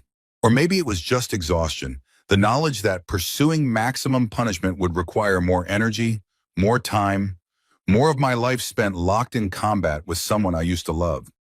Set up the meeting with her lawyer, I said. Show them the evidence. Give them 24 hours to respond with a settlement offer. If they don't, we file criminal complaints. You're sure about this? No, but I'm doing it anyway. Sandra left with the folder, promising to have Rachel's lawyer served with notice by end of day. I sat in my office and tried to process what I just set in motion. At 1:45, my doorbell rang. Rachel, 15 minutes early, looking nervous. You said this was important, she said when I opened the door. It is, come in. We sat in the living room, not the dining room, scene of too many previous confrontations. She perched on the edge of the couch like a bird ready to fly, and I sat across from her in the armchair that used to be ours and was now just mine. Your lawyer should be calling you any minute, I said, but I wanted you to hear this from me first. Hear what? Before I could answer, her phone rang. She looked at the screen, frowned. It's my lawyer. You should answer. She did. I watched her face cycle through confusion, shock, horror, panic. Watched her understand in real time that I'd found her secret, that the carefully constructed exit plan she'd been building for years had just collapsed. "I'll call you back," she whispered into the phone, then hung up and stared at me with something like terror. "You found the offshore account." I found all of it, the transfers, the hidden savings, the systematic theft of marital assets. 127,000, Rachel. You stole 127,000 from our marriage while pretending we were partners. It's not stealing. That money was mine, from bonuses, and bonuses earned during our marriage are marital property. Moving them into secret accounts is asset concealment. And doing it while we're in divorce proceedings is fraud. Criminal fraud. She went white. Criminal? My lawyer is filing an emergency motion as we speak. Unless you agree to settlement terms, this goes to the DA's office tomorrow. You're bluffing. I pulled out a copy of the forensic report, slid it across the coffee table. Read it. She did. I watched the understanding dawn that I wasn't bluffing, that I had documentation, that she was in serious legal trouble. "James, please. You have to understand, I was scared. I didn't know what would happen with us, and I needed a safety net, and you planned this for 4 years. 4 years of systematically stealing from me while I thought we were building a life together. I wasn't planning to leave you. I was protecting myself in case something happened. Something like an affair you'd conduct for 6 months before taking a 2-week vacation with your lover." I leaned forward. "Don't lie to me anymore, Rachel. The evidence is clear. You've been preparing to leave me for years. The affair with Marcus wasn't an impulsive mistake. It was part of a long-term plan." She was crying now, makeup running, hands shaking. "What do you want? What will it take for you to not press charges?" "Everything." "What?" "Everything you hid. Every dollar returned to joint accounts. Plus penalties. I want 70% of our total marital assets, including the house. You get 30% and you walk away. No alimony, no claims on my retirement, no contested property division." I can't agree to that. I'll have nothing. You'll have 127,000 more than you deserve, plus 30% of everything else. That's more mercy than you showed me. She stood up, paced the room like a caged animal. "I can't believe you'd do this. After everything we've been through, you'd threaten me with jail time? After everything we've been through? Rachel, you spent 4 years stealing from me. 6 months sleeping with someone else. A year lying about wanting children. You've shown me exactly who you are. I'm just responding accordingly." "I loved you," she said desperately. "I still love you. This money thing, it was insurance. It didn't mean I wanted to leave." "Stop." I stood too, met her eyes. "Stop lying. To me, to yourself, to anyone who'll listen. You didn't love me. You can't love someone and systematically steal from them. You can't love someone and sleep with their coworker. You can't love someone and lie about wanting children while preventing conception.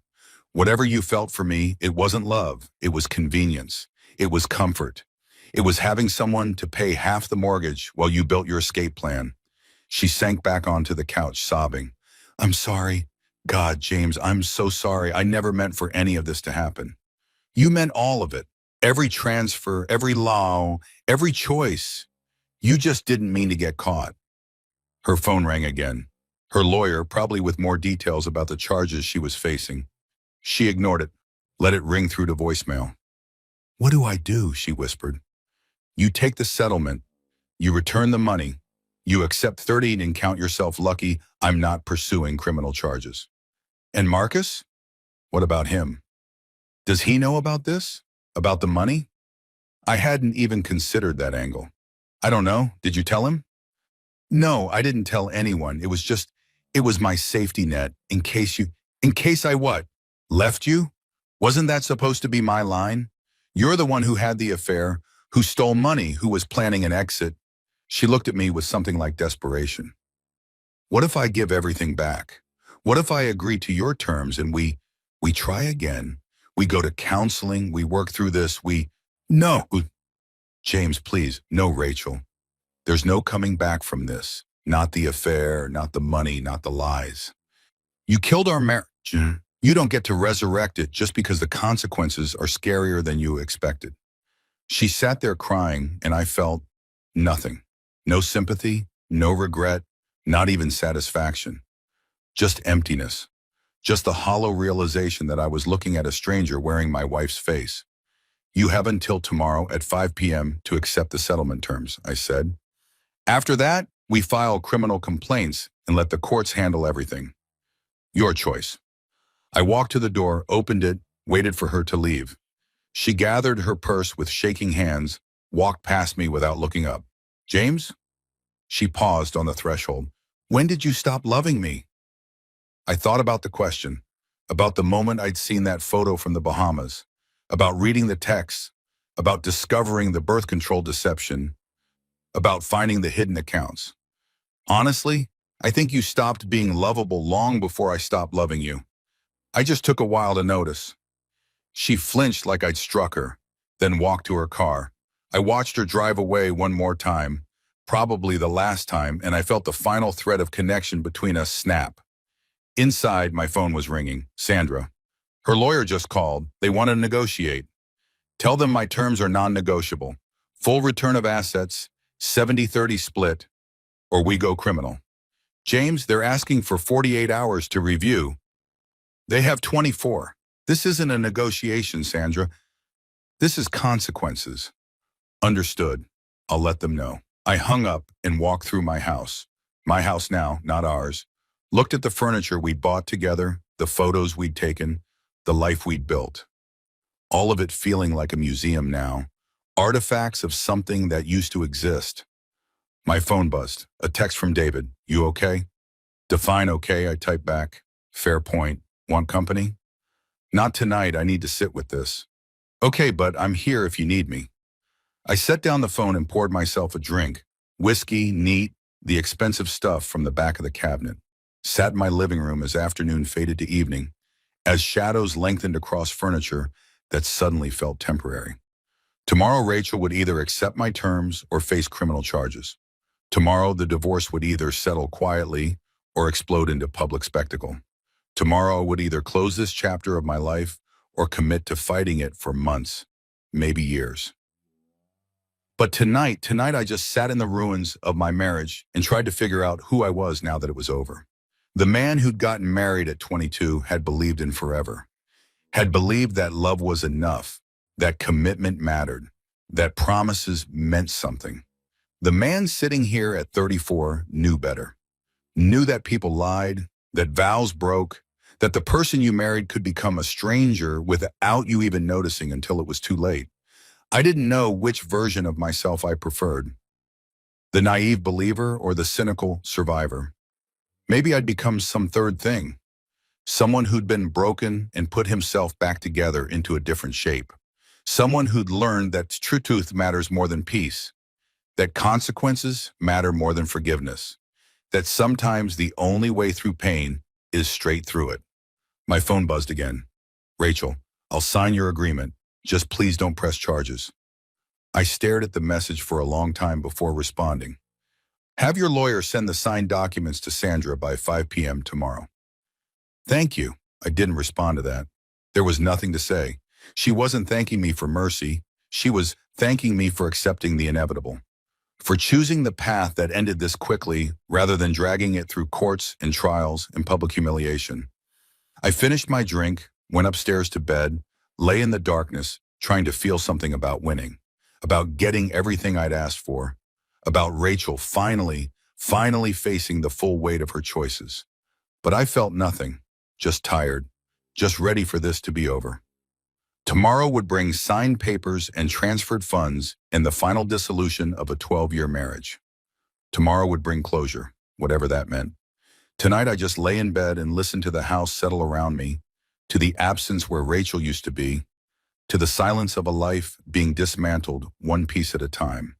And somewhere in that silence, I fell asleep. 3 months later, I woke to sunlight streaming through bedroom windows I'd forgotten to close and reached automatically for someone who wasn't there anymore. The muscle memory of marriage, still twitching, still reaching, still hoping despite everything, that the last 90 days had been a particularly vivid nightmare. But the empty space beside me was real. The divorce papers filed in January were real. The 70-30 asset split was real. Rachel's signature on settlement documents was real. The end of my marriage was as real as the morning sun. I went downstairs, my stairs now, in my house, paid for with my 70% of our assets, and made coffee in a kitchen that still felt too big for one person. Outside, February snow fell soft and silent, covering the driveway where Rachel's suitcase had once rolled, the walkway where she'd stood dripping rain and lies, the street where her car had driven away for the last time. My phone showed 2 text messages. From David, breakfast? I'm buying. From Sandra, final documents are ready for review. Stop by the office when you can. Final documents, the last administrative detail of a dissolved marriage. The period at the end of a sentence that had run on far too long. I texted David, Rosie's Diner, 9 a.m.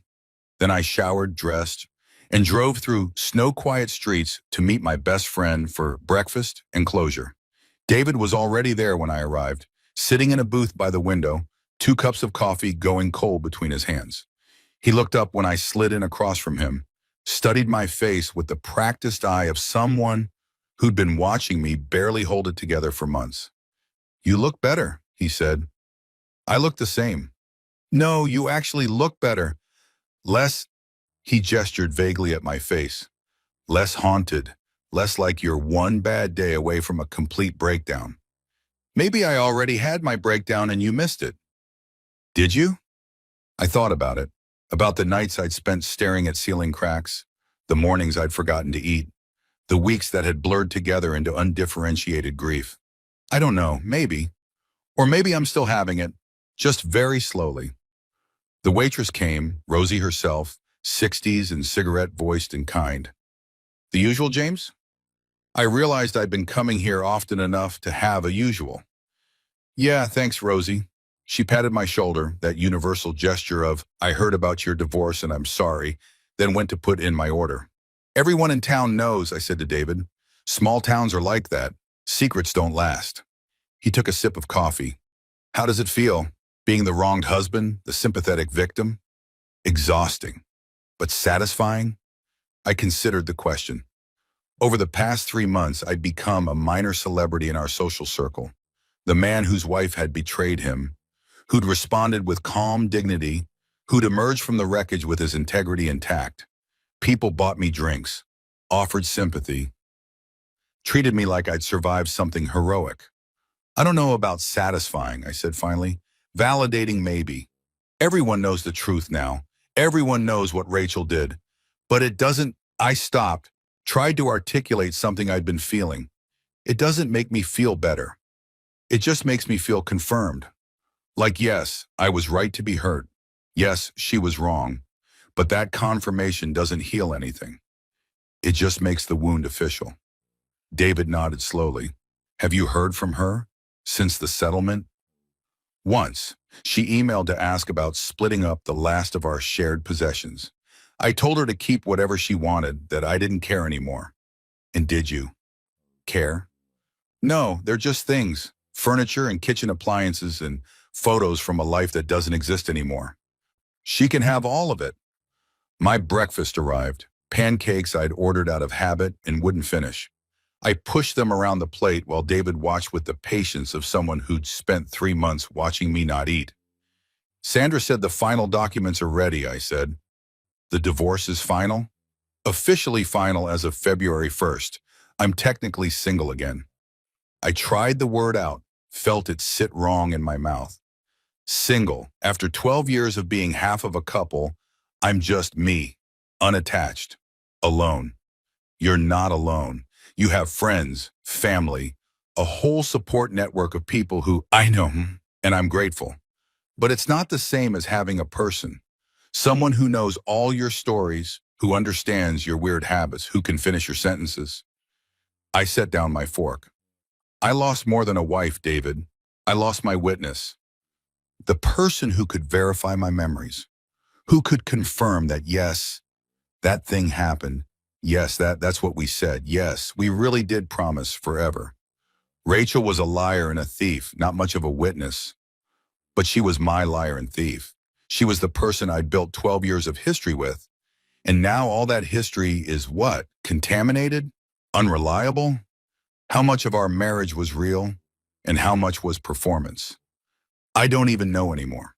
David reached across the table, gripped my hand. The love you felt was real. Maybe hers wasn't, or maybe it was real and she destroyed it anyway. But your love, your commitment, your effort, that was all real. Don't let her betrayal make you doubt yourself. I wanted to believe that, wanted to think that my half of the marriage had value even if hers didn't. But it was hard to trust my own memories when the person who shared them had rewritten the whole story. What happened with the HR investigation? David asked, changing the subject. They fired both of them, Rachel and Marcus. Timesheet fraud plus ethics violations. It was in the company memo last month. How do you know? You don't work there. Sarah forwarded it to me. She thought I'd want to know. I picked at my pancakes. Marcus moved to Seattle, apparently. Took a job with a tech startup, starting over. Rachel's still here, living with her parents, working temp jobs while she figures out what's next. Have you seen her? Once, at the grocery store. We made eye contact across the produce section, and I watched her decide whether to approach me. She didn't. Just turned around and walked the other way. How did that feel? Like seeing a ghost? Like encountering someone who used to matter, who used to be central to my life, and realizing they're just another person now. A stranger who happens to know where I'm ticklish and how I take my coffee. We sat in silence for a while, David eating his omelet, me not eating my pancakes, both of us watching snow fall outside the window. What comes next? David asked finally. Now that it's officially over, now that you're officially single, what's the plan? I don't know. I've spent 3 months focused on ending things. I haven't thought much about beginning again. Maybe it's time to start thinking about it. Maybe. But the truth was, I didn't know how to begin again. Didn't know how to date after 12 years of marriage. Didn't know how to trust someone new when the person I'd trusted most had betrayed me so completely. Didn't know how to open myself to vulnerability again when vulnerability had cost me so much. There's something I haven't told you, I said suddenly, about the offshore account, about the hidden money. David set down his fork. I thought Rachel returned all of it as part of the settlement. She did, all $127,000, plus penalties. But there was more. More? The forensic investigator found additional accounts, smaller ones, harder to trace. Another $43,000 scattered across various institutions. Money Rachel had been hiding for even longer. Did you confront her about it? No, I documented it, showed it to Sandra, and we decided to let it go. David stared at me. You let her keep $43,000 that she stole from you? I let her keep her escape fund because I realized I stopped trying to articulate something I'd been feeling.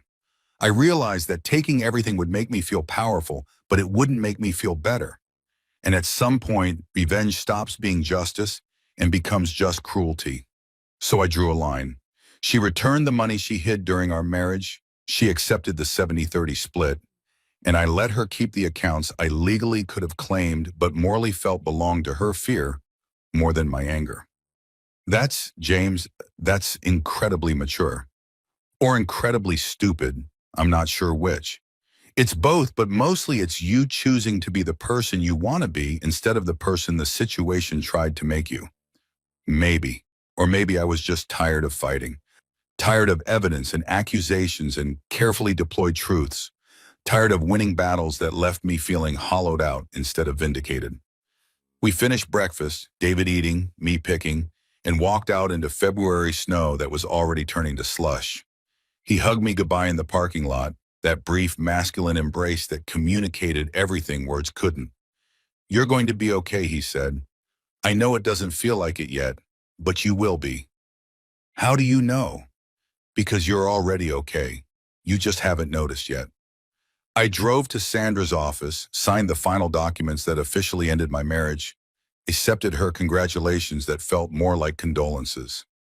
Then I drove home through streets that were starting to look familiar again, through a town that was slowly becoming mine instead of ours. At home, I walked through rooms that I'd finally finished reorganizing. New furniture in the living room, fresh paint in the bedroom, photos on the walls that showed my life before Rachel, my life after Rachel, but nothing from the 12 years in between. It was like our marriage had never happened, like I'd erased it from the record. Except I couldn't erase it from myself. Couldn't undo 12 years of growth and change. Couldn't unknow the things I'd learned about love and betrayal and trust. Couldn't become again the man I'd been at 22, naive and hopeful, and certain that promising forever meant something. That man was gone, replaced by this one, harder, clearer, more careful. Someone who'd learned that people lie, that promises break, that forever is just a word people say when they mean for now. So I sat in my living room and looked at the space where Rachel used to be, the couch we'd picked out together, now replaced, the TV we'd watched, now sold, the coffee table where she'd signed divorce papers, now gone. Everything physical was gone, but the shape of her remained. Negative space, the outline of what used to be there, visible only by its absence. My phone buzzed, an email from Rachel, the first communication in weeks. Subject, closure. Body, James, I know I don't have the right to ask anything of you. I know I destroyed what we had, that I hurt you in ways I'm still understanding. But I'm writing because my therapist says closure requires acknowledging harm, and I want to acknowledge what I did to you. I lied about the affair, about wanting children, about the money. I lied so much and for so long that I stopped knowing what was true. I convinced myself that our marriage was unhappy because that made the affair feel justified. I told myself you didn't care because that made my deception easier. I created a narrative where I was the victim of a dead marriage instead of the person who killed it. You were right about everything. The calculated nature of my betrayal, the length of my deception, the way I systematically destroyed what we built while pretending to protect it. You were right that I chose comfort over honesty, that I prioritized my desires over your well-being, that I betrayed you in ways that went far beyond physical infidelity. I don't expect forgiveness. I don't expect you to respond to this email or acknowledge it or do anything with it, except maybe feel slightly less like you're crazy for being hurt. Because you're not crazy. You're wounded by someone who promised not to wound you. And that's on me. Completely on me. I'm working on becoming someone different. Someone more honest, more accountable, more aware of how my choices affect others. I don't know if I'll succeed, but I'm trying. I hope you find happiness, real happiness, with someone who deserves your trust and honors your faith. You're a good man, James. You deserved a better wife than I knew how to be. I'm sorry for all of it, even though sorry doesn't fix anything. Rachel, I read it 3 times, looking for manipulation, for hidden agendas, for some ulterior motive beyond what it claimed to be. But it just seemed honest. Raw. The first truly honest thing Rachel had said to me in years. I sat with the email for a long time, trying to decide how to feel about it. Satisfied that she'd finally admitted everything? Angry that it took divorce for her to be truthful? Sad that this apology came 3 months too late to matter? Finally, I closed the email without responding. Because she was right. Sorry didn't fix anything. It didn't undo the betrayal, didn't restore the trust, didn't erase the year I'd spent trying to conceive a child she was preventing. It was just words, arriving after the fact, offering nothing but the acknowledgement of harm I'd already lived through. Maybe someday I'd respond. Maybe someday I'd accept her apology, forgive the betrayal, find peace with what happened. But not today. Today I just needed to sit in my house, and let myself feel the full weight of an ending. Outside, the snow had stopped. The sun was setting, painting everything in shades of orange and gold. Beautiful, indifferent, moving forward regardless of my pain, regardless of Rachel's apologies, regardless of whether any of this had mattered. I stood at the window and watched the sunset, the same sunset I'd watched 3 months ago. When this all began, when Rachel walked in glowing with lies, and I asked her about an illness that didn't exist. So much had changed since then. The marriage ended, the truth revealed, the consequences delivered. But I was still here, still standing, still breathing, still capable of watching a sunset and finding it beautiful despite everything. Maybe David was right. Maybe I was already okay. Just hadn't noticed yet. Or maybe I was just good at survival, at putting one foot in front of the other, at breathing in and out, at continuing to exist even when existing felt exhausting. My phone buzzed one more time. A text from my mother. Dinner Sunday? Dad wants to try his new smoker. Normal things. Family dinners and new smokers and parents who love me, even though my marriage had failed. I texted back, I'll be there. And then, because I couldn't think of anything else to do, because the alternative was sitting alone in the dark with Rachel's apology and my own complicated feelings, I put on my coat and went for a walk. The neighborhood was quiet, snow-muffled, peaceful. I walked past houses where families were eating dinner, where TVs glowed blue in living rooms, where normal people lived normal lives unburdened by betrayal and divorce and carefully documented truths. I walked until my fingers were numb and my face was cold and the sun had fully set, until I couldn't feel anything except the physical sensation of moving through space, of existing in a body that would continue regardless of heartbreak. And somewhere during that walk, I made a decision. I would survive this, not just endure it or get through it, actually survive it, come out the other side changed but intact, scarred but standing. I would let Rachel's apology exist without responding to it, would let her guilt be her burden instead of my obligation to absolve. I would stop checking my phone for messages from her, would stop wondering what she was doing or who she was becoming. I would begin the work of building a new life, not built in reaction to the old one, but constructed deliberately, carefully, with the wisdom earned from watching the previous version burn down. I would be okay, eventually, in ways I couldn't predict or control, but first I would be not okay. I would feel everything, the grief, the anger, the betrayal, the loss. I would stop compartmentalizing and controlling and managing, and I would just feel. I walked home through the dark, let myself into my house, and sat down at my kitchen table. And for the first time in 3 months, I cried, not quiet tears or controlled grief, actual sobbing, the kind that shakes your whole body and sounds embarrassing and doesn't care who hears. I cried for the marriage I'd lost, and the wife I'd loved, and the future I'd imagined. I cried for the man I'd been at 22, hopeful and trusting, and the man I'd become at 34, cynical and careful. I cried for 12 years of history that would never be redeemed, for promises that meant nothing, for the particular loneliness of being single after being half of a couple.